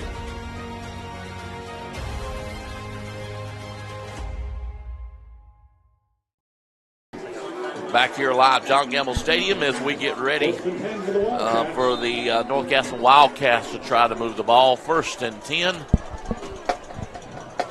as they go into more of a passing formation.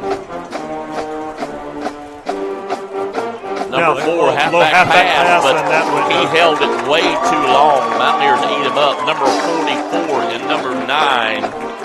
That's Simpson. Thomas Fair and Curtis Simpson back there. They were all in that. There was one receiver in that route, and Bryson Brown had him covered. Yeah. Looked like they might have been trying to run the annexation of Puerto Rico for all you Little Giants fans. And that didn't work. Nice. Thank you. How long you been sitting on that one? I thought about that earlier today. Little Giants is a great movie.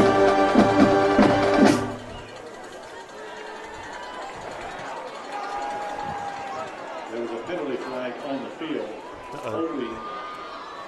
I would decline They're that. saying there was a penalty flag. Would decline that. It's on us. Oh. Holy cow.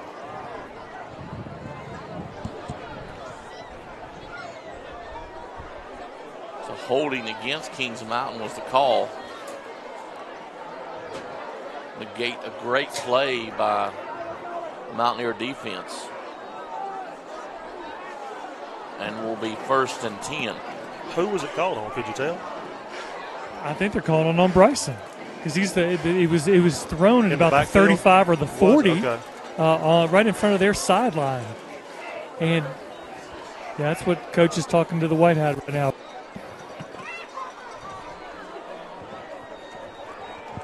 So they're still talking it over. Coach Aaron's trying to figure it out himself because how do you get a defensive holding when it's not a pass? I mean, it was a pass play, but we were on him too fast. Don't officiate the score. From the 33-yard line for the Wildcats. So 1st and 10 from the 33. They'll stay in the passing formation. He'll drop back and pass, gets rid of it quick, throws it down deep, but he's about 2 feet out of bounds before he even catches it. So incomplete, and bring up a 2nd and 10. But once again, guys, notice how quickly he's got to get rid of the ball. He's never getting a chance to set his feet. He's not even taking a drop. He's just taking a snap, turning, and get rid of it. Yeah. And we're still getting in the backfield. We're still getting pressure on him. I'd like Bryson and others in secondary knowing that, get your head turned around on that ball. Yeah, you know, you cover for 3 seconds, turn your head. Yep, you got a good chance to pick it off. Yeah. Well, you know, he's done a good job of getting rid of it quick. Pass a little high. Yeah, but once again, number 2, the ball carrier, but nowhere to run. That's Jalen Knox.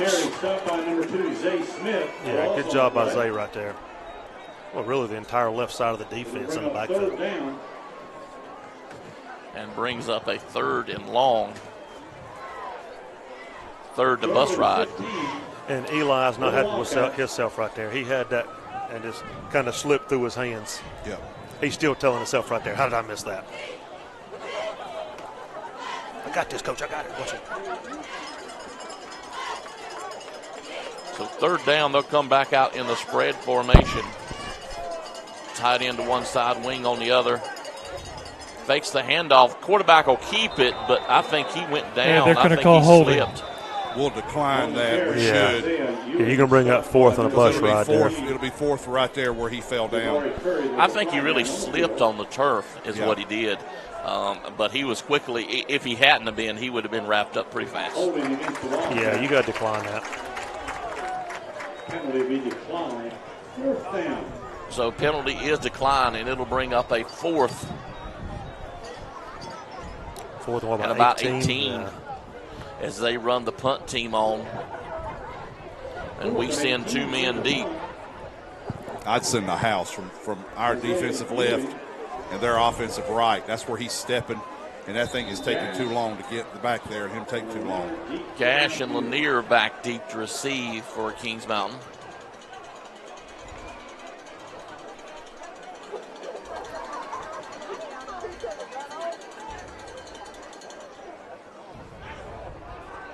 .359 and counting here at John Gamble. Oh, hold on. Look out. Get out of the way. I'm not 100% sure. Did we get a hand on it? No, we got nowhere near it. No, that would be just the side of the foot. Yeah, that's got to be, about the 35 or so? I think we're working at the 40. Very generous spot. Oh, no, he's still going. He's still going. Okay. Yeah. Yeah, it's like the 39, 38. Yeah.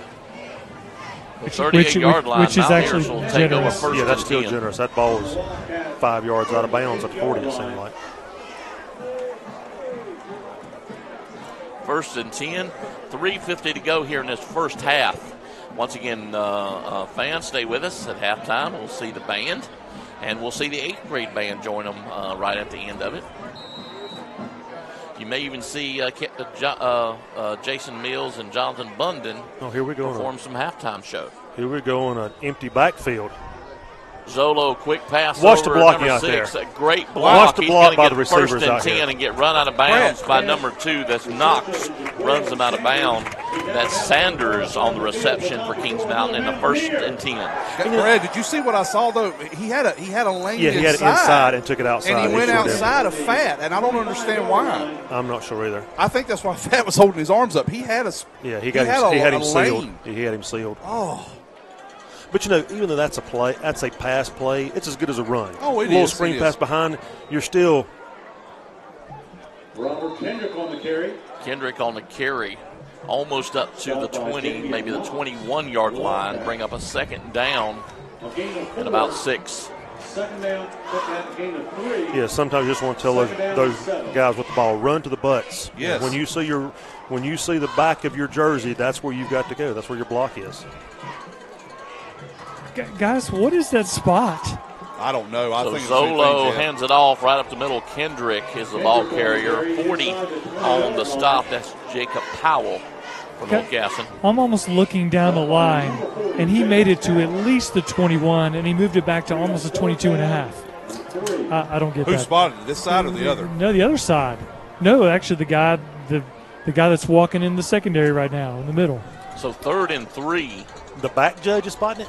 No, the umpire. Oh. It was just odd. 3rd and 3. Handoff once again over to the right side. He'll be lucky to get back to the line of scrimmage and bring up a 4th down and a decision whether to go for it or send the field goal team We're going back for in. it, 100%. I will say, Jacob Powell for them made a great play right there. He simply clogged up the hole. He knew he was going to get blocked, but instead he went down low and just made a pile and let us trip over. So sometimes you don't have to make the tackle to make the play. 4th and 2. As we draw North Gaston off sides, that may be enough for a first down. Against North Gaston. Well, Drew. That'll be enough for another Mountaineer. Not to speak over you, but if it's 4th and 2, that's a 5-yard penalty, buddy. So probably just enough. I don't know that it was offsides, though. We might have to get the chains out to measure that. It could have been face mask on the offense, for all I know. Is that the new math? Yeah, that's what that new man. I got it out of the Holman math book. Hand over to Kendrick Now, on the right side. He's look got a block in 2. leading He out goes here. into the end zone. Touchdown. Who is that leading that block down through there? I believe that was Mr. Jackson himself. Yes, sir. Out there pulling from the left side, leading the sweep on the right. And listen, he did not get run up his back either. So he was out there moving. And I told you, let him get out there. He's looking for contact. If you give him a chance, he will make that block for you. And that will be enough for a Mountaineer first down. That's a great. I said that just for you. Good job, Drew. Thank you. Ball is up, snap, and it is good. The Mountaineers will lead it 21-0. We'll take a break. We'll be back here to finish up this second quarter. Stay with us right after this. The Mountaineer football broadcast is brought to you by Brittany Austin and Hewitt Realty, Flooring America,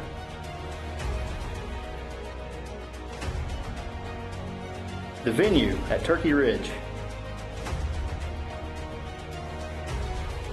Allen and Sons Construction,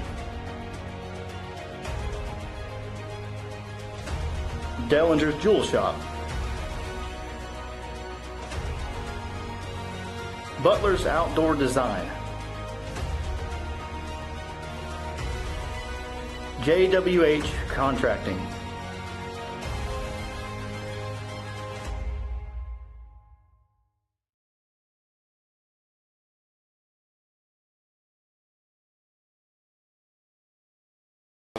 Back here, John Gamble. Good shot of the cheerleaders there. Stay tuned for halftime. 2 minutes and 1 second to go here in this opening half as we get ready for the kickoff by Matt Rahm. And he gets ready to kick it deep, and he does. It'll be fielded at about the 5-yard line up to the 15 to the 20, but the Mountaineers will stop him at the 20-yard line And just to wrap him up. What a great job of covering right there. Watch everybody stay their lane. Yes. That you can watch, and when you see every lane that's covered down there, that's just discipline. That's guys knowing their assignments and doing their job. Jason Melton on that one. First guy down, first guy to bring him down. Change possession. We'll do a Coldwell Banker Farm Bureau 133 West Just-in-Time Plumbing scoreboard update. All these are in the second quarter or at the half. East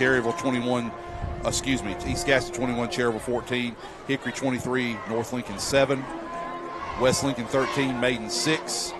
Bessemer City up now 46-0 over Highland Tech. Crest is still up 28-0 over Stuart Kramer. And I'll pause for the play.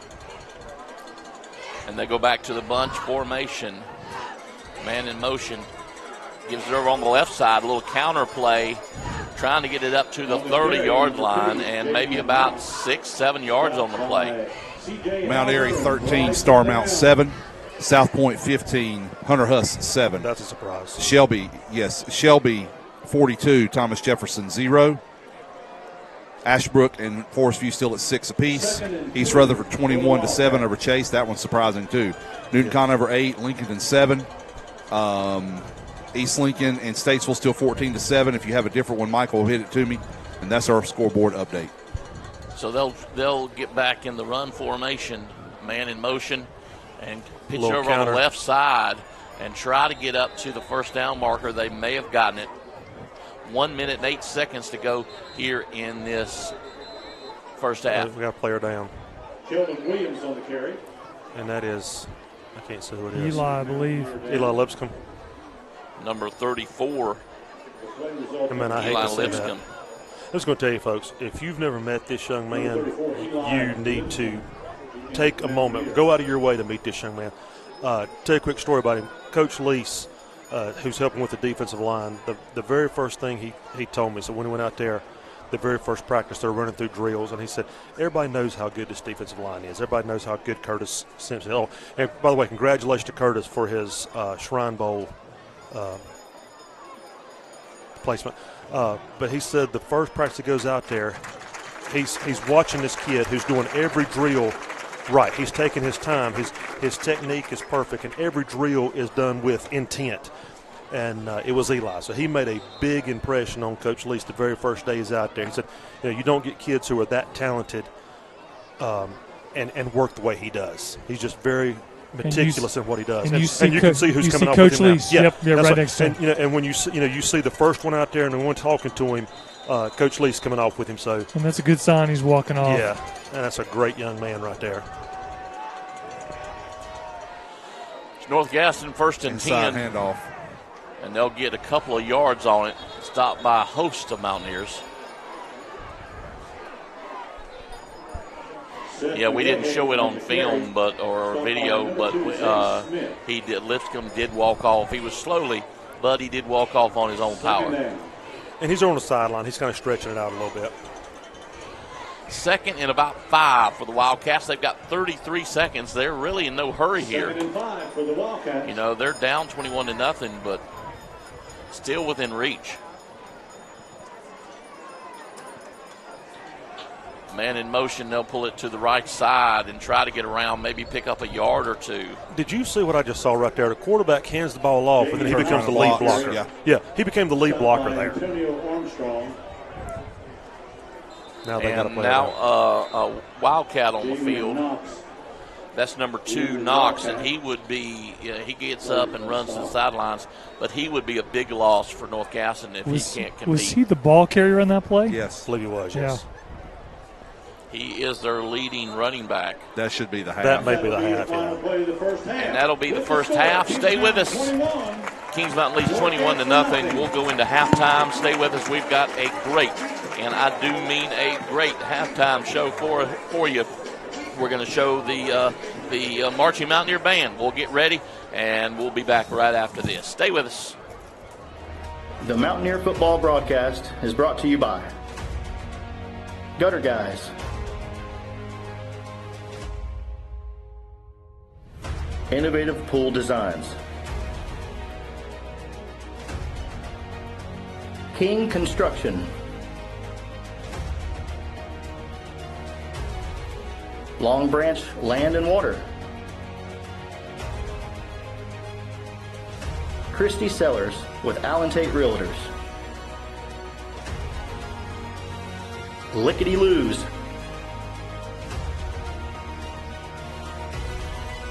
Brinkley Financial Group,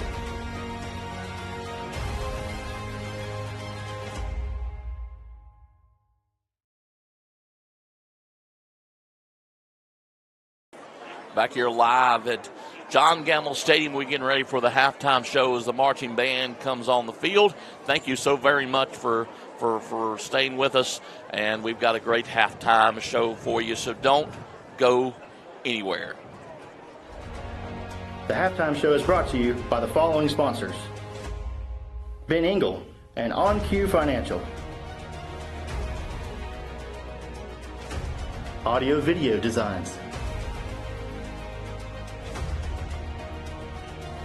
Patriot Jacks Outfitters.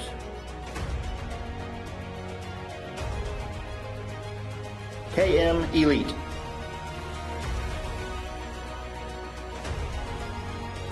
Taylor Law, PLLC. Shara Miller for Kings Mountain City Council.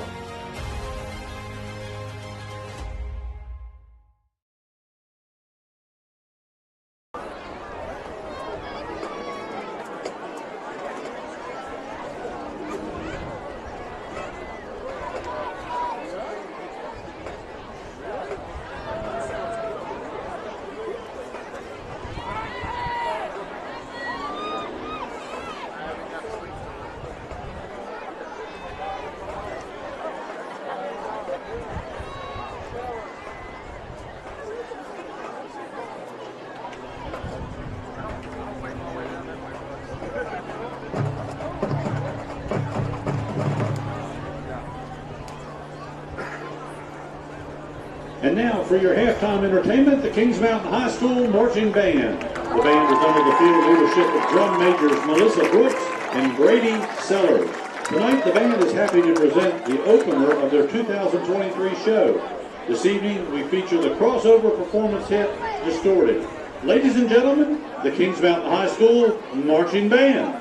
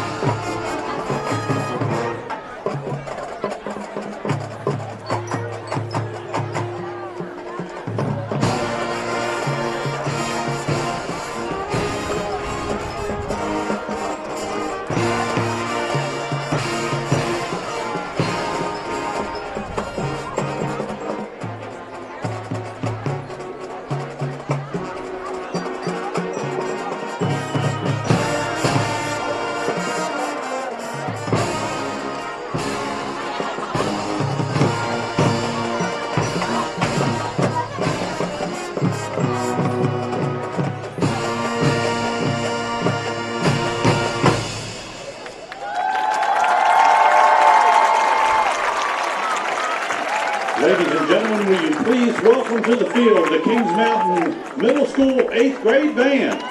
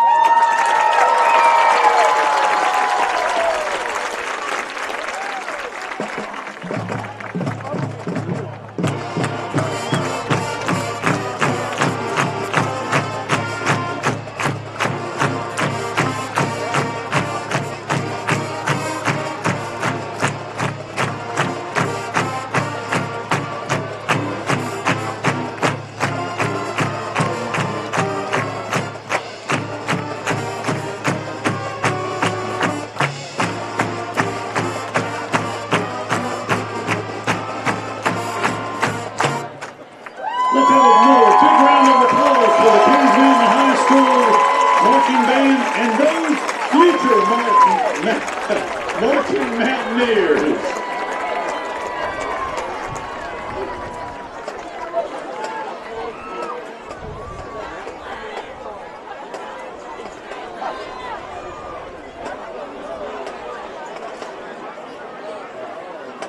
The 50-50 pot now is over $900.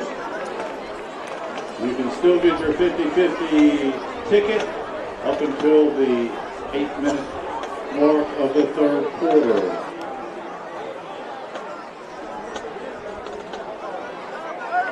All right, sports fans, it's time for our halftime Mountaineer Rush. We want to welcome two of our freshman ladies. We have Lillian and Campbell, and they're volunteered to do this rush. Give it up for them. Yeah.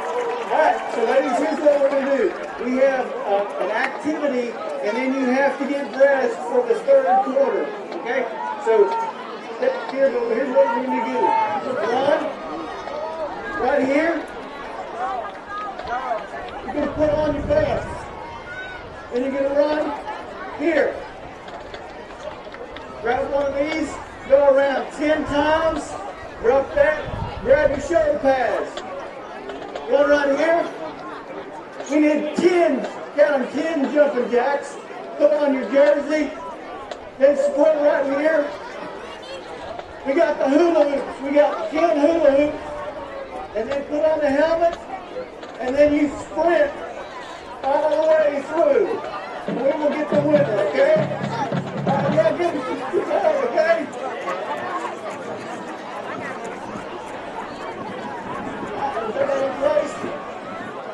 You all ready? All right, I'm going to go start. All right, let's see. Go, come on. Get set, go!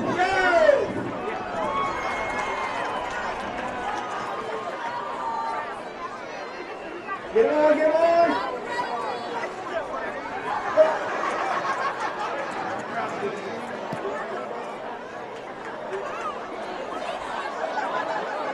There you go. All right, fellas.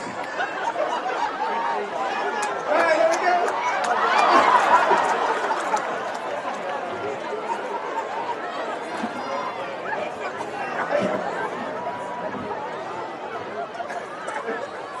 There you go. Good job, good job.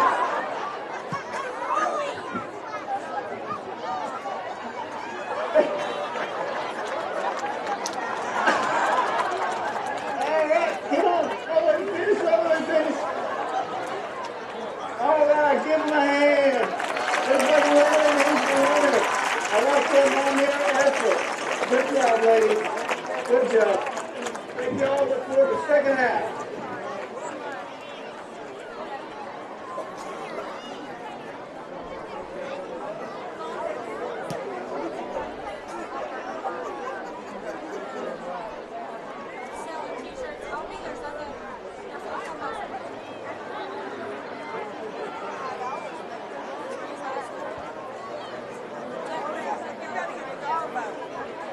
Give a big round of applause to Jonathan Bunden and Jason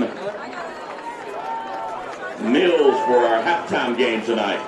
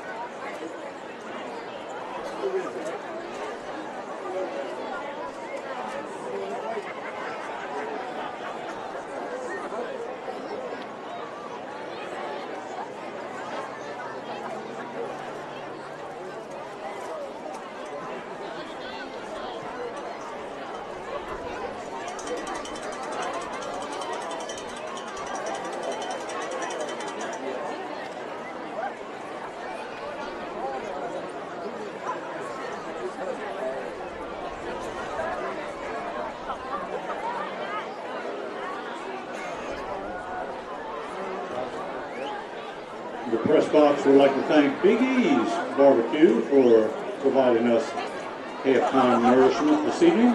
Big E's.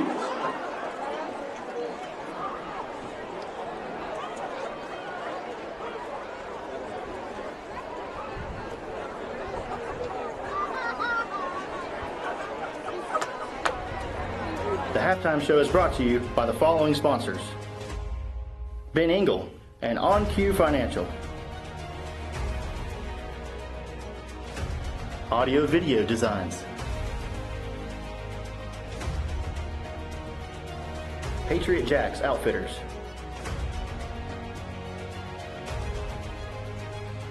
KM Elite,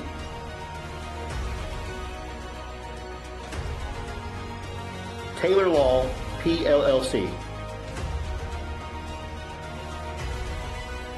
Shara Miller for Kings Mountain City Council.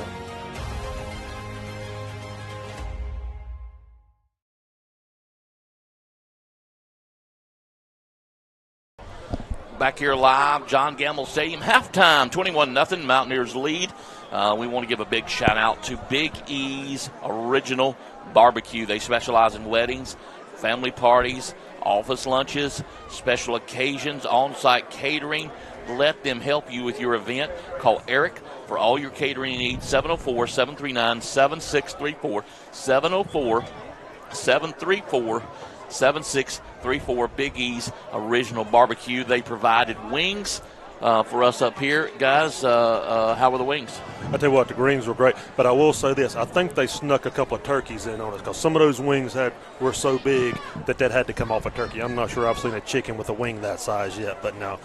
They were good in meeting. Listen, as fast as you ate those things sitting beside me, I'm surprised you noticed that it was even different size. Well, listen, you're not talking to a rookie here, okay? It's not your first time, Let me right? just say that's not my first chicken wing. Well, we really want to thank Big E's Original Barbecue. Once again, give them a call, 704-734-7634. Had Jay announce it over the PA speaker as well. We'll help out Big E because he provided us some great food. And if you're listening, Big E, my steak is medium. I want my ribeye medium. Thank you. That's all I want to say. They're getting ready for the kickoff. Go ahead and give us a breakdown of what we saw in the first half. Let me run through a few stats real quick just to kind of let you know what's going on. First half, we had 23 runs for 13 passes, 233 total yards. But I think the big turning point of the game in the first quarter, I told you we had 10 runs and 11 passes. We put up a lot of yards, 144 yards. So we moved it up and down the field, didn't finish. In that second quarter, we went back to the run game.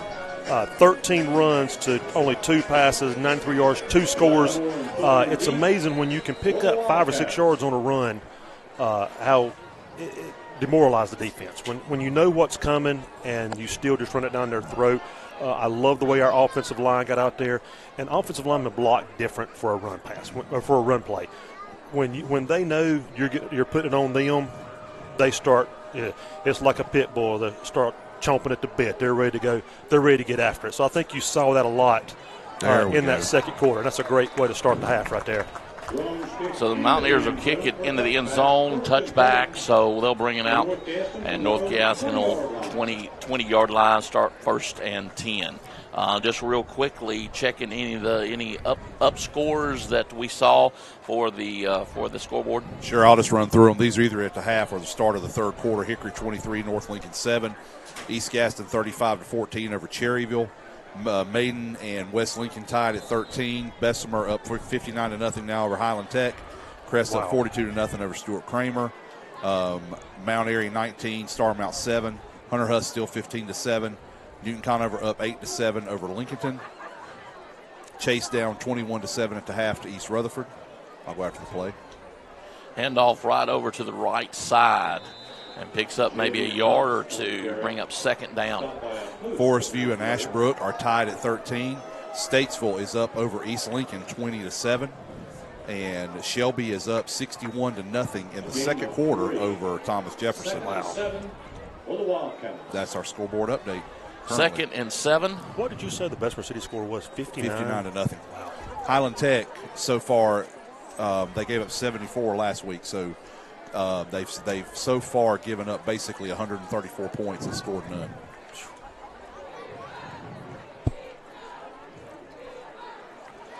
Second and 7 for the Wildcats. They come out in their bunch formation once again and whistle. Again. Or they got a timeout first. But yeah, they were about to have a delay. And they did get the timeout, so they'll have 2 timeouts left in this half. They'll take a timeout. So will we. We'll be back here. More Mountaineer football. Stay with us. We'll be right here after this. The Mountaineer football broadcast is brought to you by Brittany Austin and Hewlett Realty, Flooring America,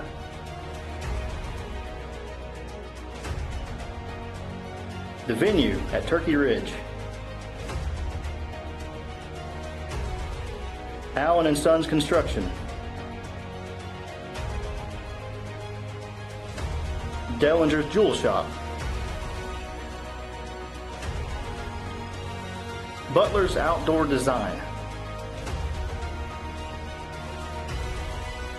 JWH Contracting,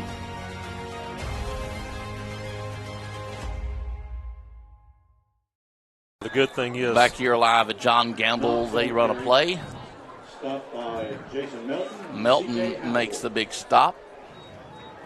good thing on that play, too. Eli lets come back in there. He was in on that tackle as well.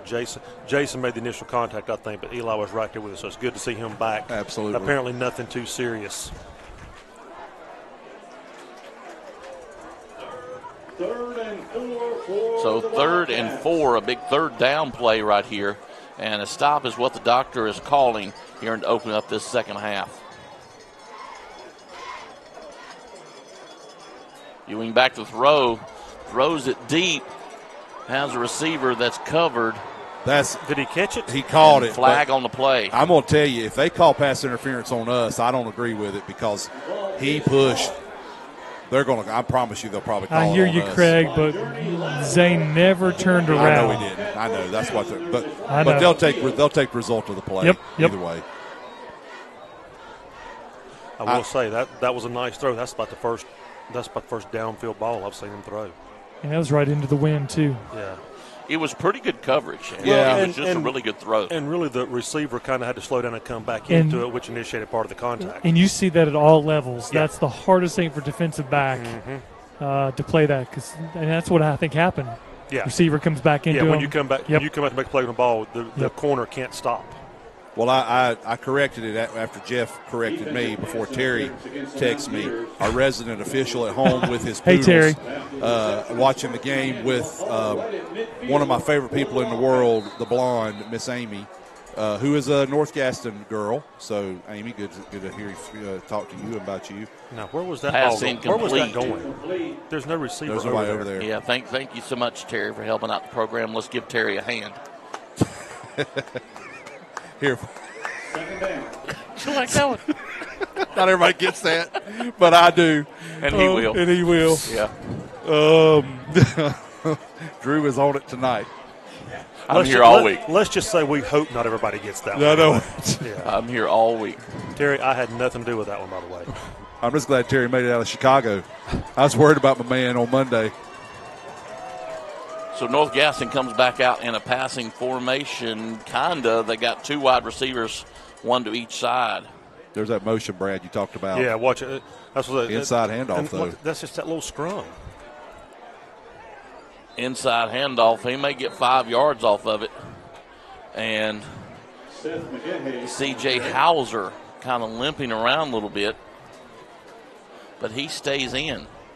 It's like they hand it off and get behind him, one on just the push left the side pile, and one on the right side, and push. You're exactly right, Jeff. They just get, like I said, that's what it's meant to do. Pick up 3, 4, 5 yards, and that's their game plan. So 3rd and 5 for the Wildcats.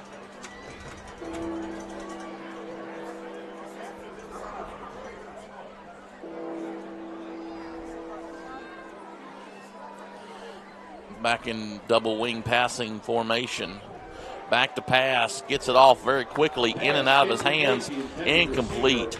And And I'll tell you what, Bryson Brown on the coverage. He did a good job standing and taking that, because there were 4 yellow jerseys in his face on the snap, and he still stood in there knowing he was going to get hit and made the pass and gave him a chance to make the catch. They're sending in their punt team. Yeah. Ewing in punt formation. So about 4th and 5, and Ewing back to punt. You know, I think some people would ask right here and say, well, what have you got to lose? You know, Kings Mountain's been on a short field all night. I agree with the coach. I would punt too, and I'd at least try to make them drive the field on me if they're going to score, rather than giving them the ball, because if they don't gain yards. I knew and that. It's blocked. I told you. Number 9. That's Curtis Simpson with the block. So Kings Mountain will take over 1st and 10 from about the 48. And guys, I'll say that the ball came out low off his foot. I think it hit him in his shins.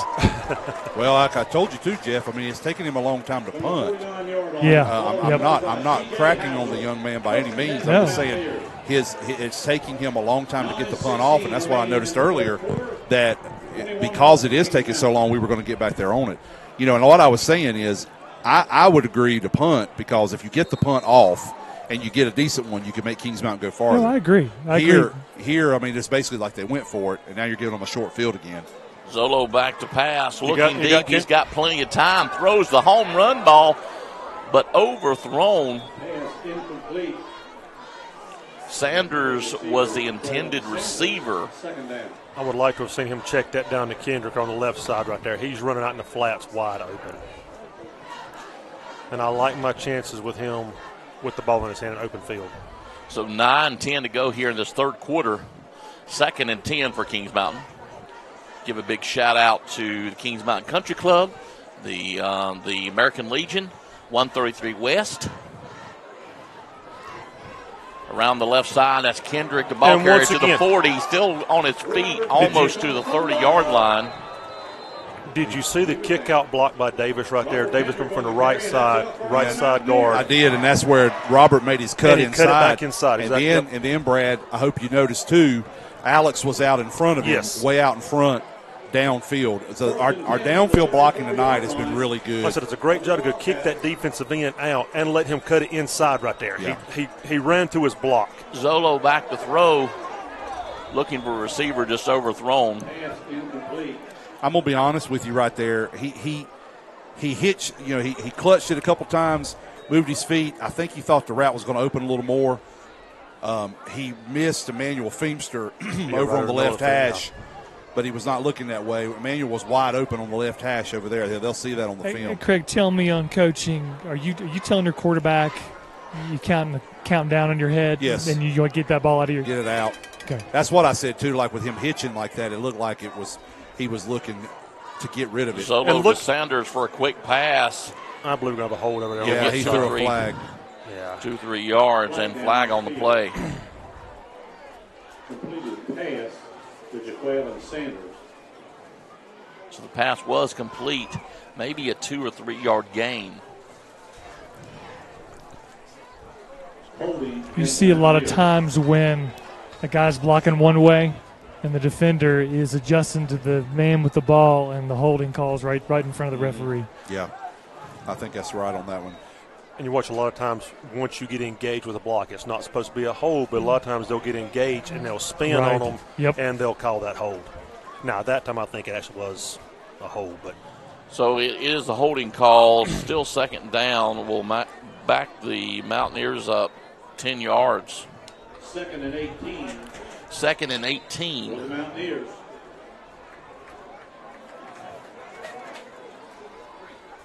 Zolo back to pass again. He's throwing it right over the middle. Pass incomplete. I can't tell if his intended receiver was he number fell. 1, He Gash. fell. Yeah, he fell down.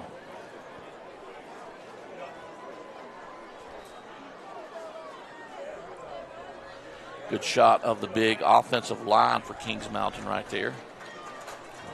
Big number 52, Barnes, junior, 6 foot, 300 pounds.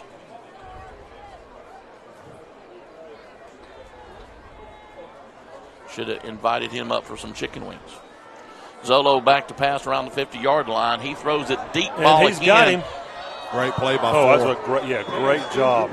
I told you, that kid's a good player, yeah, he man. is. And he goes both ways. Yeah. We talked about him pregame being on both sides of the ball. Yeah. If I'm not mistaken, this will be our first punt of the night, won't it? Yeah. Max Thompson coming into Williams. Guys, how is that not taunting? I don't know. He stood over the top him of him. and I did agree. the incomplete. That's got to you got to get that out of the game. I mean, you can do that sign if you want to, but not over the top Not of the guy. standing on Yeah. top of him, looking down on him. I agree with you, Jeff. So Max Thompson in to punt for Kings Mountain. It'll be the first time we've had to punt tonight. Don't get me wrong. I agree. It was a great defensive play. Great snap. Good high punt. It'll get inside the 20. Get there, bleed it. I'm going to get on to the long snapper for catching the ball. He called it too soon. Yeah, the coaches were, and they will when he gets to the sideline. Yep, he called it too soon because we had a safety man right in front of him. So 1st and 10 from the 7-yard line. Wildcats will take over from there. Yeah, talking about the long snapper, Gabe. He's such a nice young man, such a great kid, and knowing his family, you wonder where he gets that from. Definitely his mother. mother. I mean, I'm just saying, the genetics are not there for that type of temperament. But I don't know. Do you know his family? I don't want to know. I don't believe. I'm just saying, just knowing him, you kind of wonder. 8:24 to go here in this third quarter. I've heard some things about his dad that are not very flattering. Heard that guy's hard to deal with. They'll go back to the bunch formation again. And flags on the play. They moved. What Coach Herring called the scrum formation. Illegal procedure against the Wildcats. Be half the distance, isn't it? Yep. I love his dad because he's in a text group that I have labeled the 3 Dolphin Amigos. So we are Dolphins. That's true. And he's got good taste in the NFL. Amen. Fins up. I'm kind of surprised we haven't got text from Jonathan Bundan this year, sending us texts of words to work into the program. He was which busy I did today. not know he's working tonight. that was happening. And a quick pass, just trying to get the ball out. And it is caught. Woo. How was that not offensive pass interference? Pass is complete. He pushed to Lattimore at the 30-yard line, so it'll get them out of their end zone area. 1st and 10 at the 30 for North Gaston. You know, Drew, Jeff, that's what Zay is over there asking, I believe, and I agree with you because he clearly got separation for himself. It was both. It was 2 hands extended. Yeah. But we'll say this, Bryson did a great job of recovering right there. Even though he was on the ground, he still made the play to keep that from being way worse than it could have been.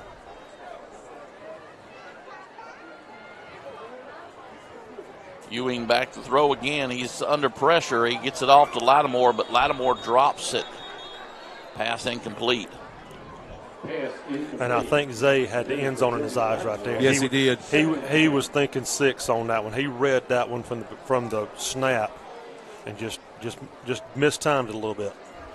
Jersey night here at John Gamble Stadium, and neither one of us are wearing jerseys.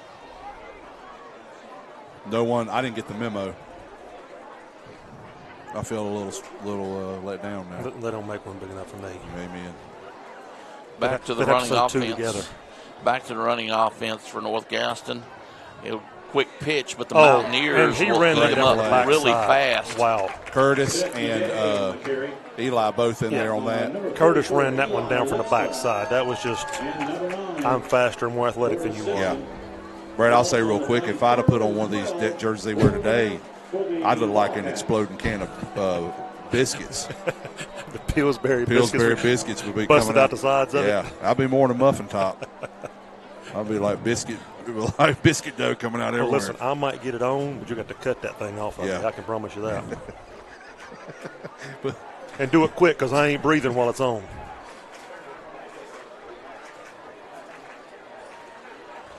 Ewing putting his receivers everywhere. He'll drop back to throw. That's pick. Oh, maybe not. Mountaineers will get to him very fast. Incomplete. Curtis Simpson back to put pressure on Ewing. That was actually kind of a funny play. The quarterback pumped, and Curtis stuck his arm up and then dropped it real fast and still pulled the quarterback back. That was actually a good play. Here we go. Let's go get it. So 4th and 12. I know it's there. Lanier and Gash will be deep, and Ewing back to punt. I know it's there. But, even if he gets the punt off, we're still going to get the ball out midfield. Yeah. And I just hate the thoughts of getting a roughing or something and giving them because look at look here. We're going to get the ball, the 40? Maybe the 45. So the 44-yard line, and the Mountaineers will take over 1st and 10 from there, from the North Gaston 44. After the punt, the Mountaineers will take over 1st and 10. I'll say, too, I don't think North Gaston has played terribly on defense. No, I don't either. We've done some things to hurt ourselves a couple of times. But I'll say this, if they had any kind of punting game at all, that's hurting them, too. I mean, they've put their defense in bad situations. We've been on our side. We've been in plus territory almost all night. We haven't had to drive the length of the field. Mountaineers will start 1st and 10. Zolo, quick handoff to Kendrick around the Get right downfield, side. boys. Get downfield, He's got boys. a block or two across the 35, 30-yard line. He'll be run out of bounds. So a first down play right there off the bat for the Mountaineers. And once again, the right side of the line out there leading. And the receivers were holding their block well right there. Yeah, I agree. I was going to say that, Yeah, Brad. the receivers did a great job of holding their blocks. And you don't always see receivers who want to do that. Sometimes they like to be, listen, just get me the ball and let me run. But I agree, Brad. On that play, that's a long developing play to hold it without having a hold called. Zolo hands it off again right up the middle. Look at the hole right there. There is nobody that's going to stop him. Touchdown, Mountaineers. Just we'll briefly looking around for any laundry laying on the field, but it doesn't look like there is any. Have a game, young man. Drew, you were just mentioning Barnes a while ago. He just took that nose guard about 5 yards downfield and said, "Young man, get out of my way. I got a package coming. I got to deliver right here." There comes a flag. Oh, here we go. The umpire threw it right over the ball. And now he threw his hat. No, that's 2. But the players are both standing on their own side of the line of scrimmage. And they're both looking confused. Both teams look confused. Nobody. Appears it may be against Kings Mountain. Surely this would be after the play. Jeff, you're going to have to find out what this is. Yeah, I mean, we're about to find out. Dead ball, unsportsmanlike against. They're going to call offsetting. They're going to call offsetting. I hate that. I hate when they do that. I hate that call. They did 2 on us. 2 on us, so it'll be against Kings Mountain. Yeah, Jeff, see if you can get close enough to hear. He's asking. He's going to take it on the kickoff.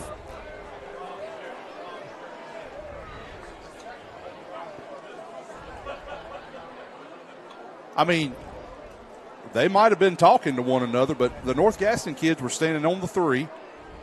Our boys were standing there, and there was nobody pointing. Nobody pushed each other. And I know he can call stuff for words. The only thing I saw was the guys kind of celebrating a little bit. But I didn't hear anything. I'm standing right here.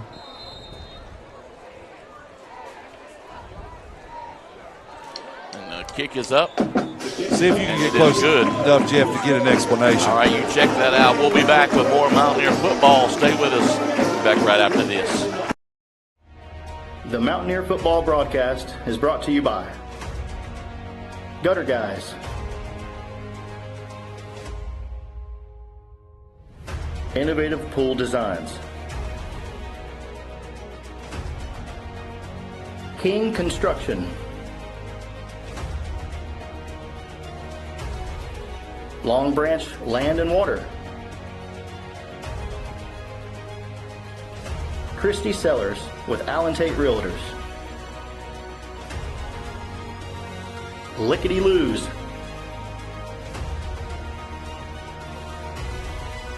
Brinkley Financial Group,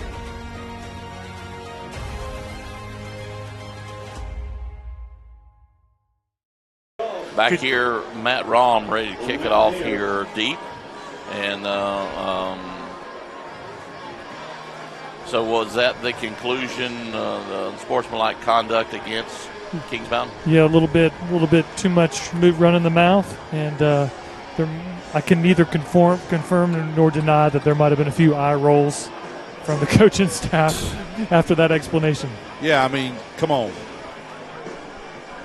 I guess, and Terry can chime in on this. I know you're trying to keep control of the game. I don't know from an official perspective what deems 2 penalties for one team. I mean, if it's 2 guys or if it's just a group of them at the same time doing it. Anyway.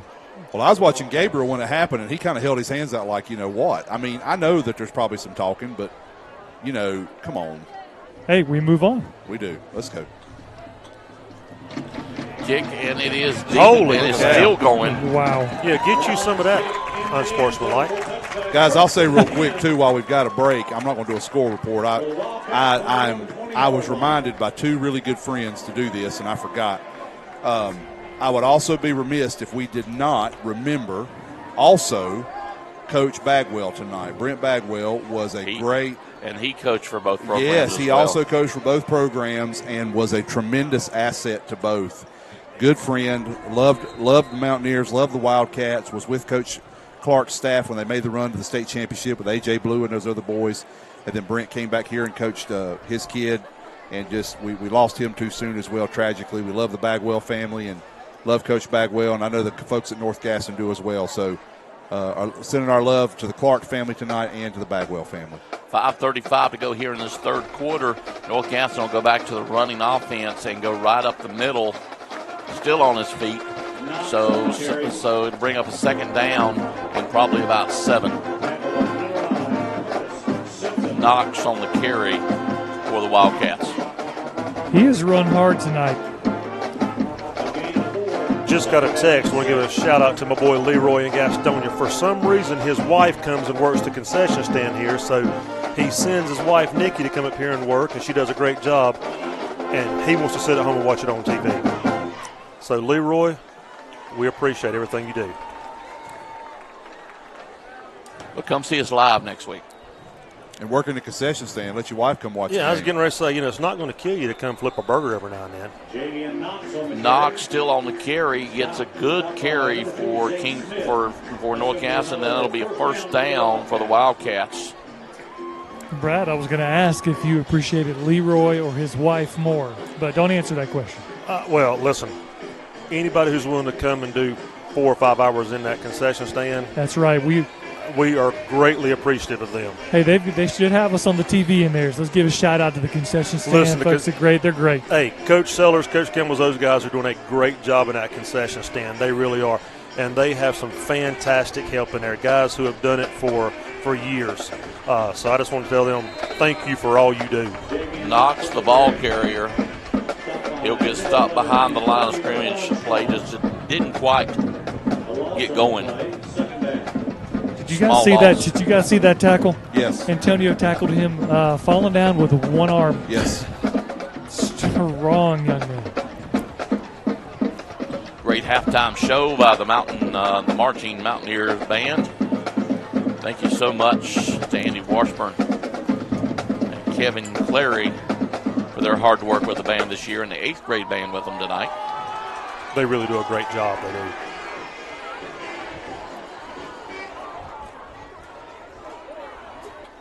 Handoff over on the left side. He gets away from one tackle, but we got a whole way in the second backfield one. right there. Yeah, they're backing that one up. Yeah, he threw his flag from the 40. He didn't move toward the penalty. He literally threw it from the 40 back there to where it was. Yeah, 10 yards in the backfield. That's a spot foul, and if you're going from where the flag is, it's supposed to be a spot foul. But I'm telling you, he didn't move. That's what I was going to say. If that's a spot foul, that's going to be about an 18-yard penalty. I don't see them marking it from there. He's actually not counting it off from where. That's what I'm saying. It's supposed to be a spot foul, but they went to the original line of scrimmage and marked that off. So bring up still second down. Still second in a long way. 2nd and 21. for the Wildcats. They'll go back to the run formation. And he'll go and pass out of it. Turn Got around. a man deep. He turns around. Did he make the catch? He did. I think you had to get. And it is complete. It's like Zay Smith on coverage. And the ball will be complete. 1st and 10, North Gaston. I mean, Once again, ball underthrown. Receiver comes back to the ball.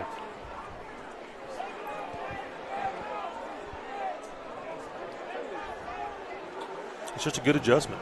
Yeah, he made a great play on the ball. I'm not going to talk about what happened after that, but that's a good adjustment on the ball. Yeah, We're just going to let that go. Both guys are playing emotional and playing hard. 1st and 10, Wildcats, man in motion, hands the ball right up. Ball's on the ground. Ball's on the ground. And Mountaineers have Go, it. Eli. That's Attaboy. Lipscomb all the way to the end zone. Touchdown, Kings Mountain. That is a scoop and score. Eli scored again this week. How about that? That's 2 weeks in a row. And like I said, could not happen to a nicer kid.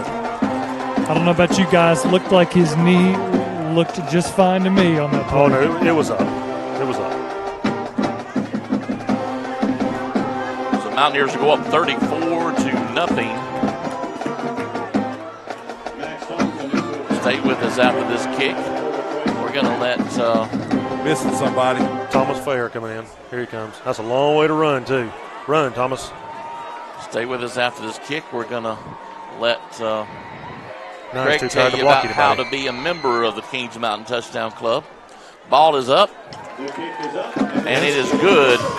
Mountaineers will lead 35-0. This is KMHS Sports, a presentation of the Kings Mountain Touchdown Club. Craig, tell the viewers at home how you can become a member and what does it mean to be a member. Absolutely. Well, we would love for you to think about joining the Touchdown Club. The KM Touchdown Club, as I tell you each week, sponsors everything Mountaineer. It is not just athletics. It is not just football. It is academics. It is the arts. It is our athletic programs.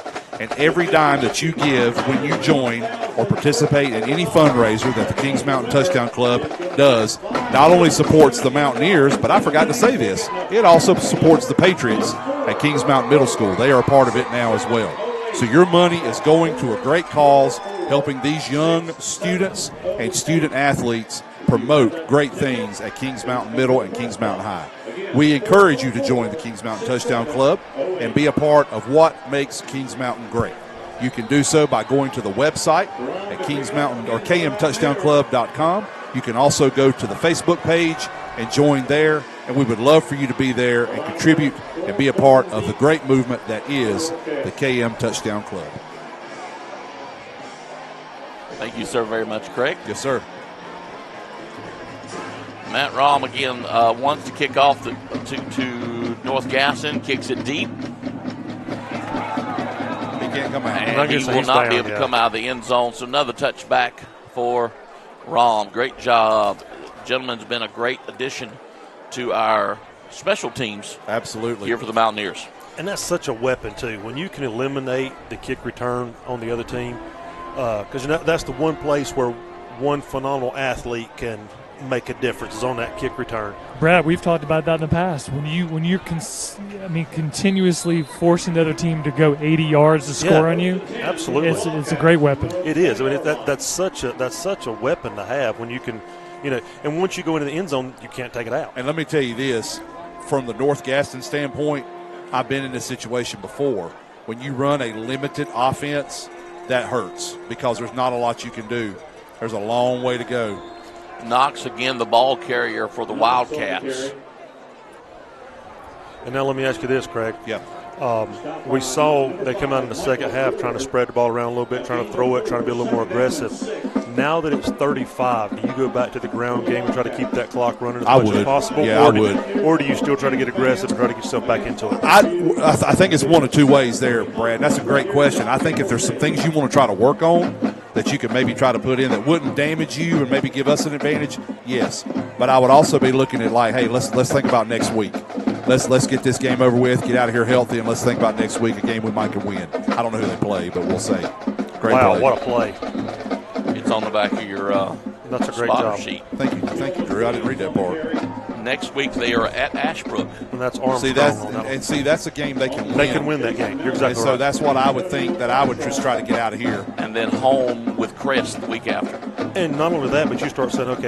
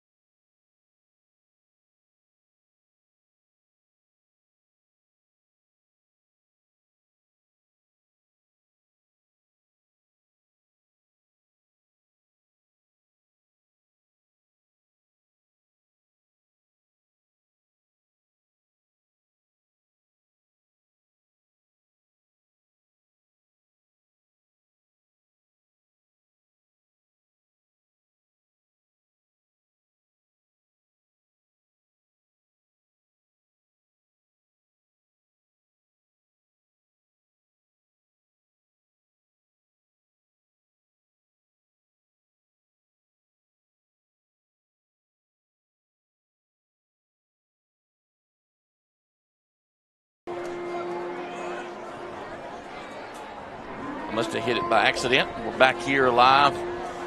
John Gamble, you didn't get to hear the band then, if we were muted. Jamian Knox on the carry. Knox again on the carry for the Wildcats. Jason Melton on the stop.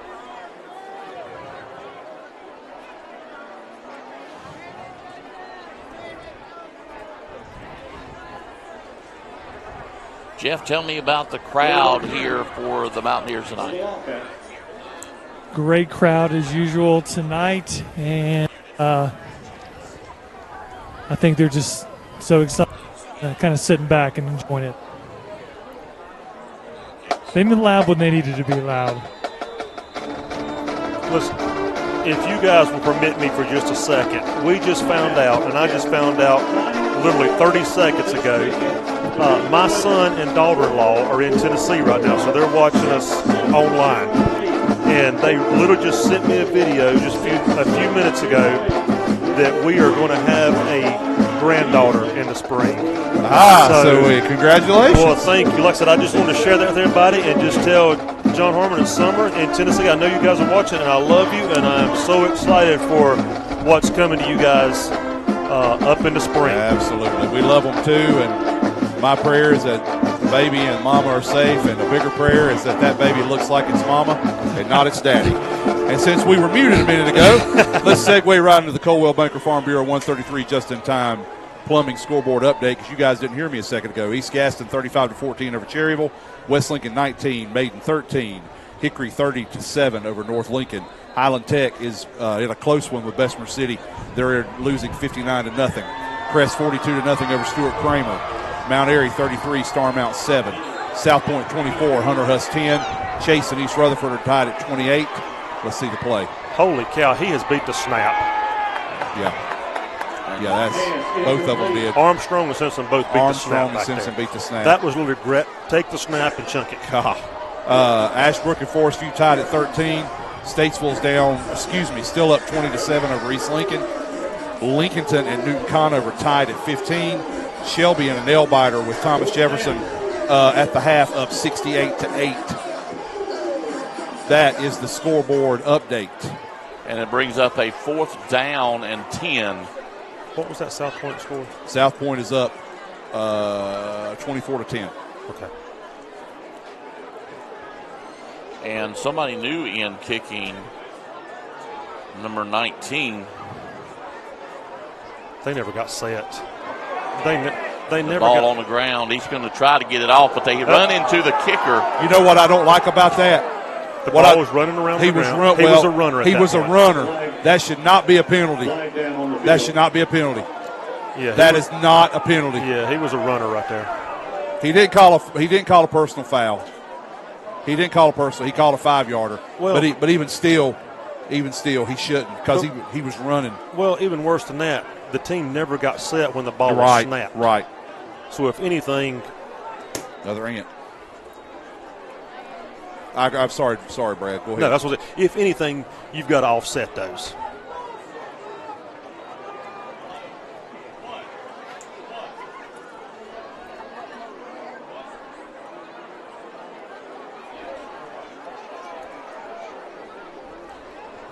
Yeah, I can't believe they call running into and not roughing right there. Well, they shouldn't have called anything. So 4th and 5, and they'll put the offense back out there. They don't have anything to lose. After the penalty for the Wildcats. Ewing under center. He drops back to throw real quick. Got a man open, and it is complete all the way down to about the 21. Bryson never saw the ball. He never turned around. That's Lattimore. Once again, we've talked about him several times for North Gaston tonight. Making plays on both sides of the ball. And once again, the quarterback never took a drop there. He simply took the snap and threw it. I'm going to keep beating this drum. Their guys continue to push off to clear room for those receptions. I agree. North Gaston straight up the middle. Ewing, the ball carrier. Yeah, they're getting nowhere to go. Yeah, they're getting nothing. He gets to the line of scrimmage and nothing else. No push by the offensive line. You know they want to preserve this shutout. Ball resting on the 20-yard line. It'll be second. They're going to give him 1. They're going to give him 2nd and 9. Definitely 4-down territory. You know, Ewing has done a better job of throwing out of that scrum formation than I thought he was going to be able to.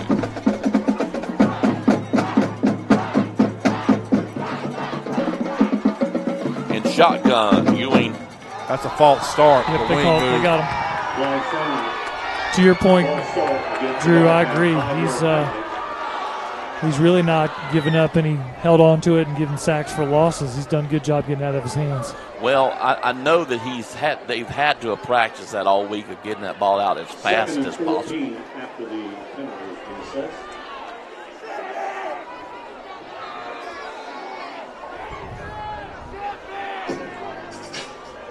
I believe cheerleaders threw some shirts there.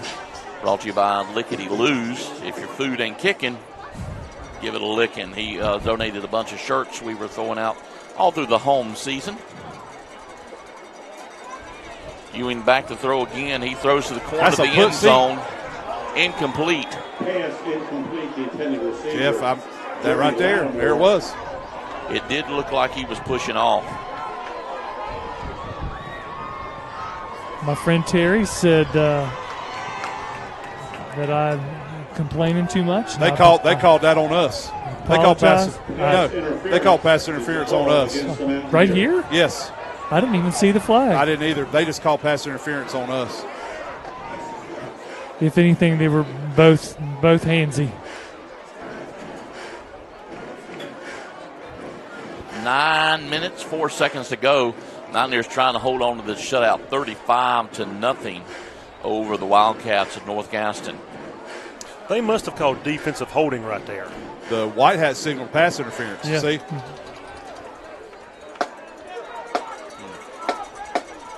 So 2nd and 6.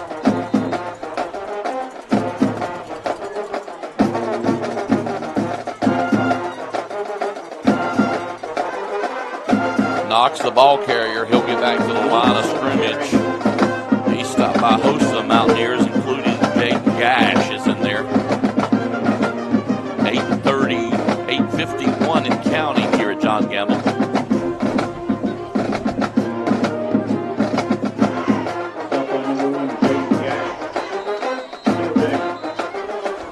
And North Gaston will call its final timeout. We'll take a timeout. We'll be back here. More Mountaineer football. Stay with us right after this.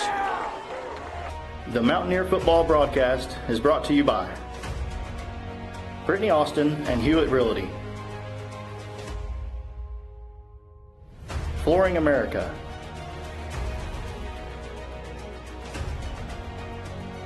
The Venue at Turkey Ridge, Allen and Sons Construction, Dellinger's Jewel Shop, Butler's Outdoor Design, JWH Contracting,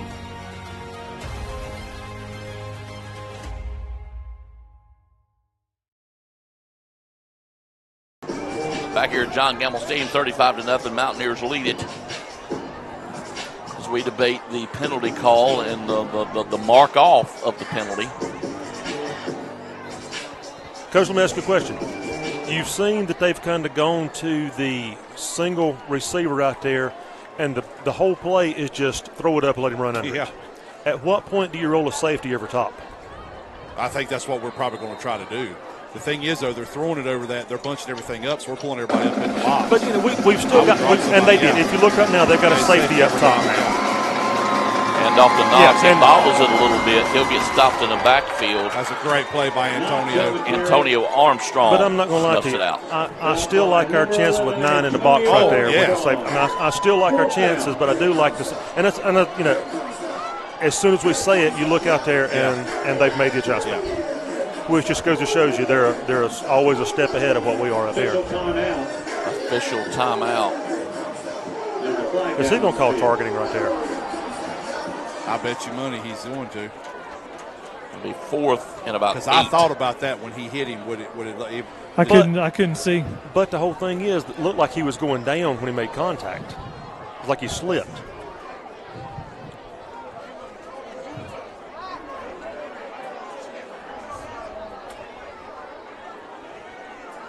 Get a good shot there of the chain game for Kings Mountain High School. Thank you so very much, gentlemen, for donating your time and efforts to helping out the program.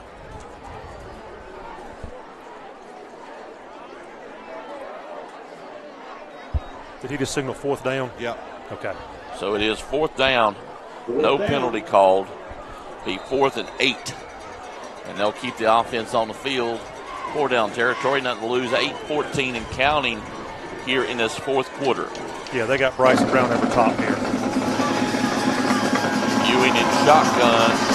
Calls for the ball, looks deep. Picked off by the Mountaineers. And it'll be stopped, but the Mountaineers will take over first and 10. Thank you. They saw that. I saw it too. Was it horse collar? No, they're going to get 63 for throwing a punch. While Antonio was on the ground. On the ground, yeah. He tackled him and he threw a punch over his head. Guys, Antonio's had an incredible game tonight. Yes, he has. What an athletic play. It's here for our defense, holding on to the shutout. That's right.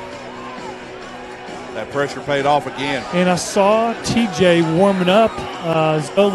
Zolo may be done for the night. Be a good time to get TJ some time at quarterback. So unsportsmanlike conduct against. He pointed at us. Yeah, he pointed our way, but it's against them.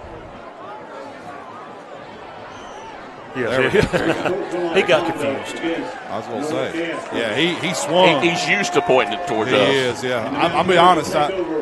He might not have connected with him, but with throwing a punch, he's lucky he didn't get thrown out of the game. And Jeff, that's a good call. You got Armstrong in now. Good shot of our cheerleaders. Thank you so much, ladies. I mean, you got to get time in the saddle. I mean, you got to get time out there. So this is good development for him. TJ Armstrong in. Shotgun. Fakes the handoff. Throws it right over the middle. It is complete to the 40. Still on his feet trying to get to the 35. That's Gash on the play. One pass, one big reception. Gentlemen, how encouraged are you when you see our backfield right now is 2 sophomores? A lot of talent there. A lot of young talent here. Hand the ball off number 32 around the right side. Josiah Hill. They brought both middle linebackers on a blitz that time as well. And Esau Robinson, a loss on the play. Is TJ given the freedom to keep that ball on that play, guys? Yes. Yes, he is. That was one I believe he should have kept it. I just didn't know if it's designed, hand it off 100% of the time. Well, if you watch, I tell you, you got a double-A blitz and on the linebackers coming up through there. Armstrong back to throw, looking for his receiver, going for the long ball, and just slightly overthrown, incomplete. Sanders, the intended receiver, and brings up a third and about 13.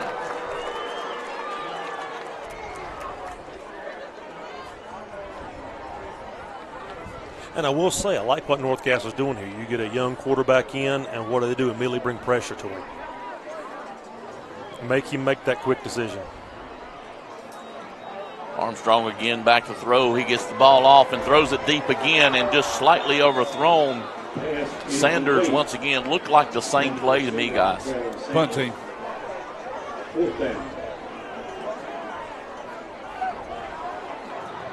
Mountaineers will run the punt team on.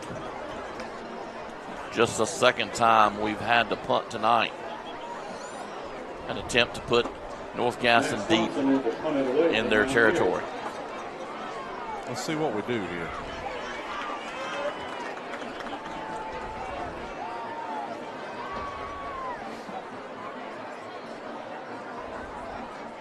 Mountaineers get set. Good snap. And it is up. And a very good punt. Got a Kings Mountain roll to it all the way down to around the 12-yard line.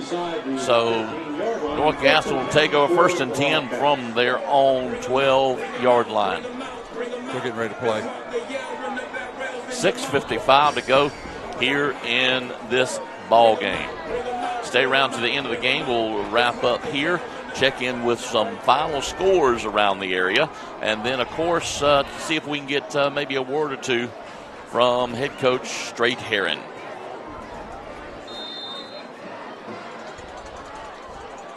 First and 10 from the 13-yard line. Give a big shout out to the end of the night. She's got some great shots. She's working the camera on the field. Thank you so much for helping us out here at KMHS Sports.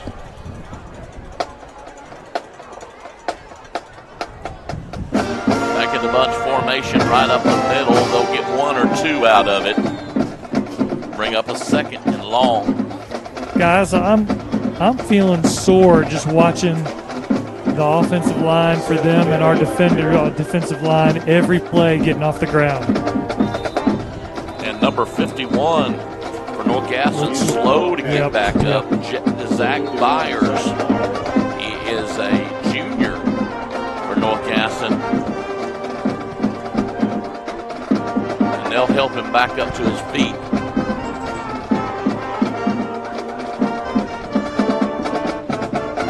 I'm going to bring some ant spray in here next week. Craig has a personal. It was that hot dog you had over there. That's that hot dog with nothing That hot on it. dog, yeah. Yeah, he's waging his own personal war up here against the ants. Y'all are missing it. They're winning so far. While we have a second, I want to give another shout out and thank you so very much to Big E's Barbecue for providing food here for all the hungry gentlemen and ladies up in the press box. It was great, great barbecue wings. Big E's Original Barbecue Company, specializing in wedding parties, office lunches, special occasions. Just hit them up at 704-734-7634. That's 704-734-7634. Thank you so very much, man. It was great. Everybody come up here. I think there was several people that I've never seen before come up here and get wings. I think they smelled them. They could smell them, yeah.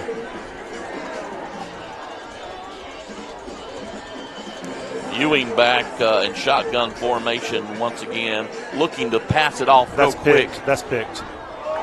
And it is picked off. Mountaineers have it to the 40, 35. Got some running room to the 20, 25, 10. Touchdown. Bryson Brown. How about that? They're going to call it back for a penalty. It's going to be our ball, but they're going to call blocking downfield about the 15-yard line. Did you see it, Jeff? We were running around excited down here. Bryson Brown with head topper. Yeah. It probably was. I mean, there was a whole lot of people moving different directions. Yeah. But the ball will be ours, I believe. It will be. That's a great job by Bryson. What a right play, there. Bryson. Just becoming a receiver. Flag down on the field. Well, he was one of our best ones last year. He was. Personal foul against the Mountaineers. So personal foul. What they call a blindside block? Yeah.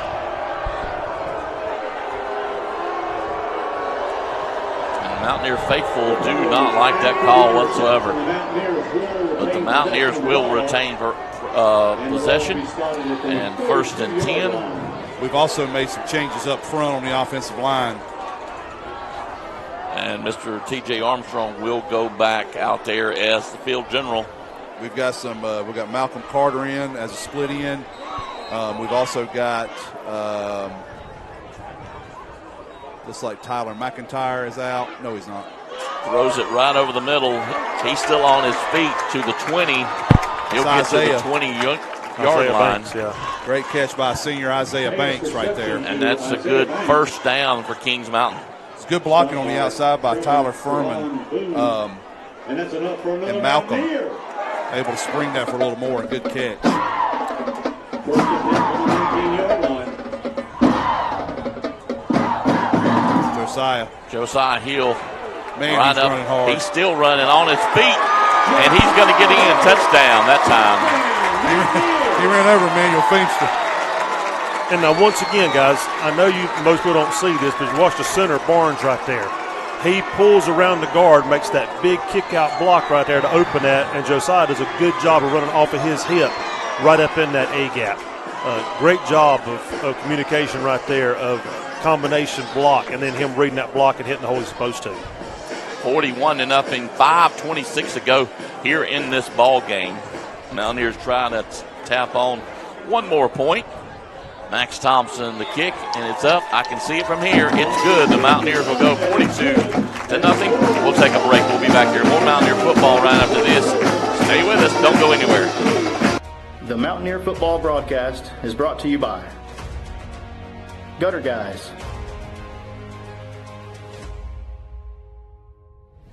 Innovative Pool Designs, King Construction, Long Branch Land and Water, Christie Sellers with Allen Tate Realtors, Lickety Loos,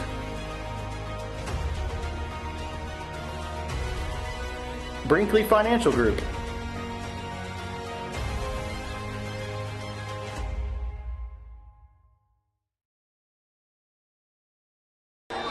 Back here live, John Gamble Stadium, getting ready for kickoff. Rom to do the duties. Before we kick off, we'll talk about that drive right there. It was, of course, it was played well. Josiah made a good run. Great blocking up front. Emmanuel Feemster was up there, but one of the big blocks was thrown by a good young man who's going to do great things for us, junior Jack Kaiser, 62, in there playing. We made some changes on the offensive line. And that kick, touchback. He made a huge spring of a block. And guys were celebrating with him on the sideline. It's like we talked about last week. We had him in there. We had Caleb Bumgarner, a.k.a. Mop. We had some other guys in there playing. We had, it's good to see these guys that practice all week, that play and prepare for the week to get in there and play some as well. We're seeing some changes probably on defense a little bit too. We've got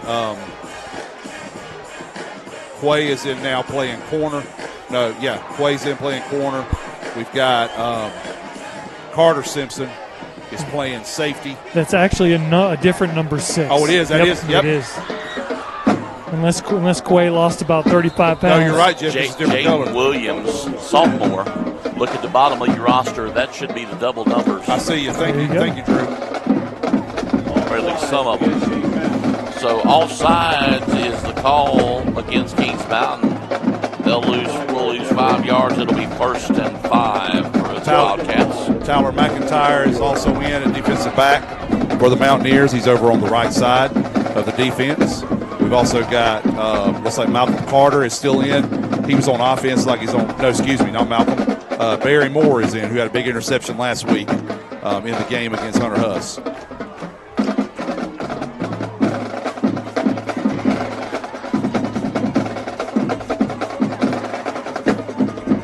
Good job right there. Good job. Good job. Stop behind the line of scrimmage. It'll bring up 2nd down. Antonio making the tackle. Armstrong, 3:41 to go here in this ball game. Big Jamal Lee, number 99, defensive tackle coming in, plugging up a hole.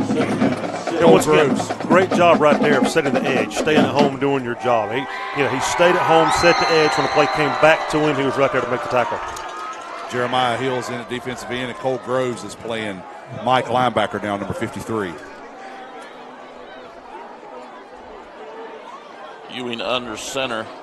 Man in motion. Hands the ball off, but stopped dead by the Mountaineers. That's number 30. Williams on the carry. Jeremiah Hill on the stop for Kings Mountain. And Jaden Williams in there with him. The other number 6. Number 42 is Zamuri Morton is coming in. Morton, number 42. 2:50 to go here in this ball game. A little over, I think. Let me look again. Forgot what it was. 787 currently on with us. Thank you so very much for choosing to stay with us for the Wildcats and the Mountaineers late in this game. Quick whistles. Drew, I was going to comment. I know we've got a great audience that tunes into our games, and we appreciate the opportunity to bring you guys Mountaineer football. I talked to some fans on the sideline who said they get home after the game and immediately watch the broadcast. Well, that's awesome. So we appreciate the people watching live, but we also appreciate those of you that are going to watch it when you get home tonight. Thank you so very much. Great shot of the cheerleaders there doing an amazing job for the Mountaineers. Quick pitch. He'll go right up the middle.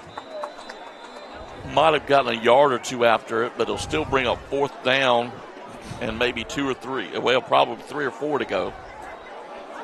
Drew, we'll do real quick while they're deciding. Well, no, we'll wait till they change possession. I'll do some scores or their first down.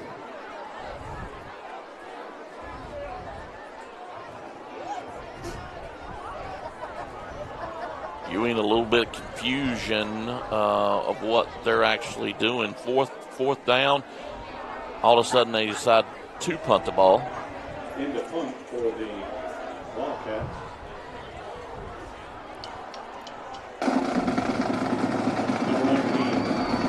Ooh, ball on the ground. He's still going to try to kick it away.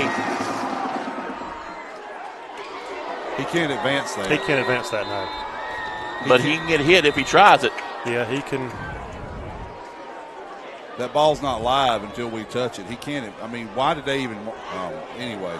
All right, Coldwell Banker, Farm Bureau, 133 West, Just-in-Time Plumbing scoreboard update. These are either fourth quarter scores or late in the third. West Lincoln 33, Maiden 19, Hickory 43, North Lincoln 14, East Gaston 49, Cherryville 14. Highland Tech loses in a squeaker tonight to Bessemer City, 73-0. Crest over Stuart Kramer in another close one, 56-0. Mount Airy 40-7 over Starmount. Hunter Huss down 24-10 to South Point. Shelby 68-8 over Thomas Jefferson. Chase 35, East Rutherford 42. Ashbrook 27, Forest View 13. East Lincoln 14, Statesville 36. Our score tonight, our final is 42-0. Newton Conover loses to Lincolnton 22-21, and that's our scoreboard update. Guys, we'll take a quick break.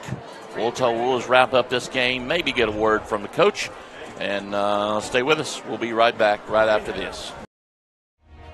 The Mountaineer football broadcast is brought to you by Brittany Austin and Hewlett Realty, Flooring America,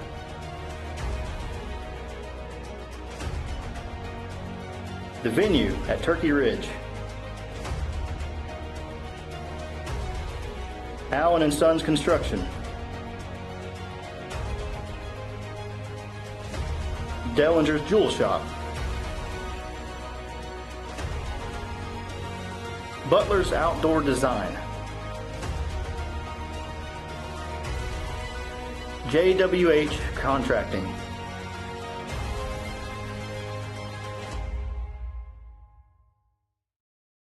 Back here live, John Gamble Stadium. Mountaineers wrap it up 42-0.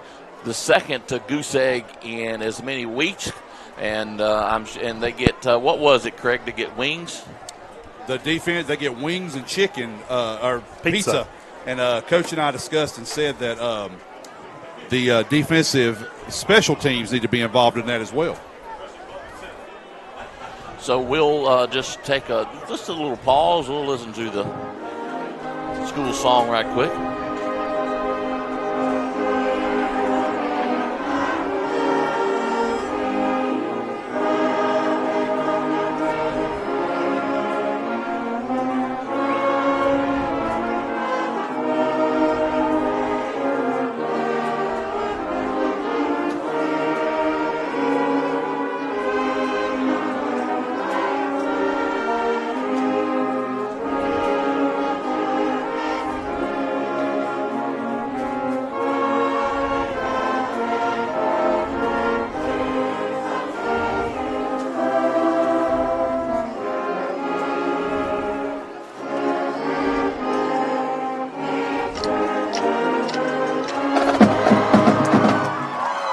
Guys, let's go back to Coach Klein. All right.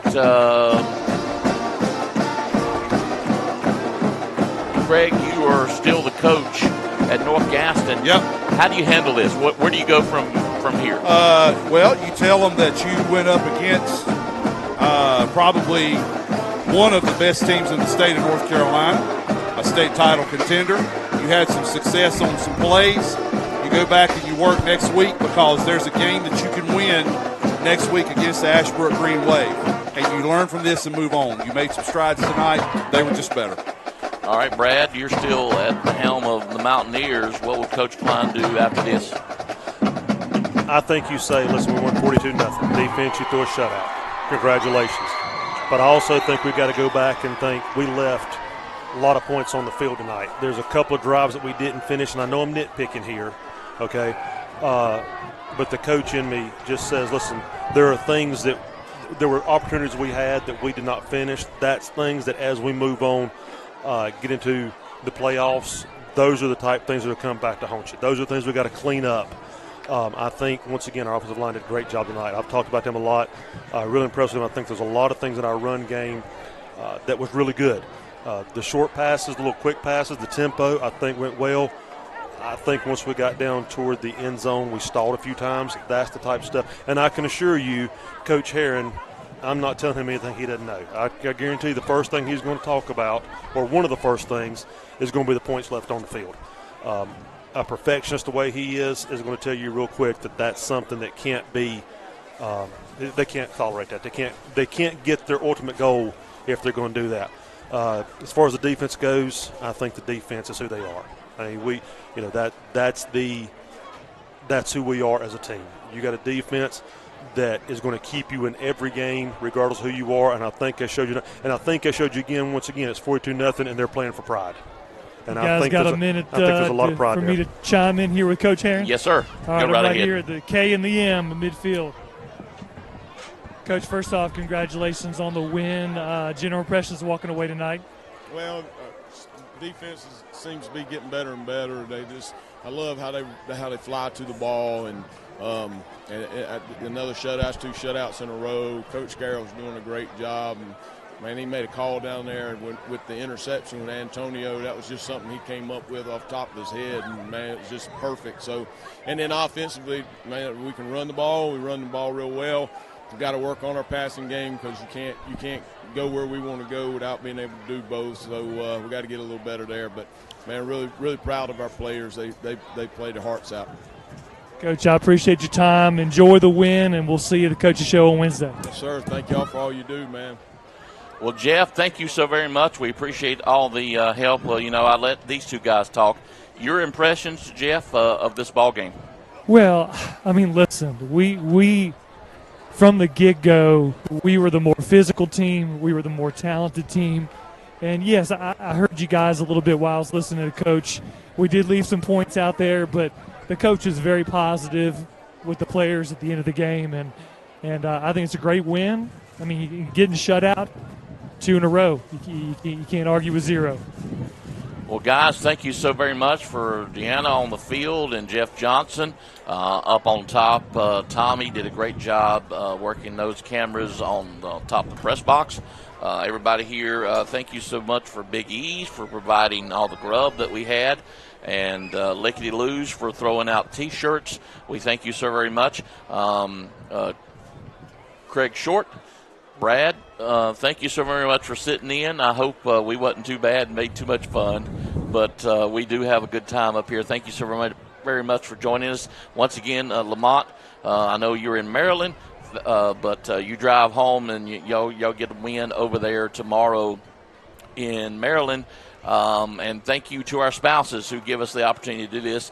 Thank you so very much. We will see you at the Coach's Show and then back here Friday night as the Mountaineers, I have to look because I can't remember, as the Mountaineers will host Forest View here next Friday night. So make sure you try to attend.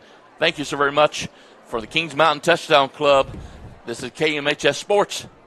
Good night.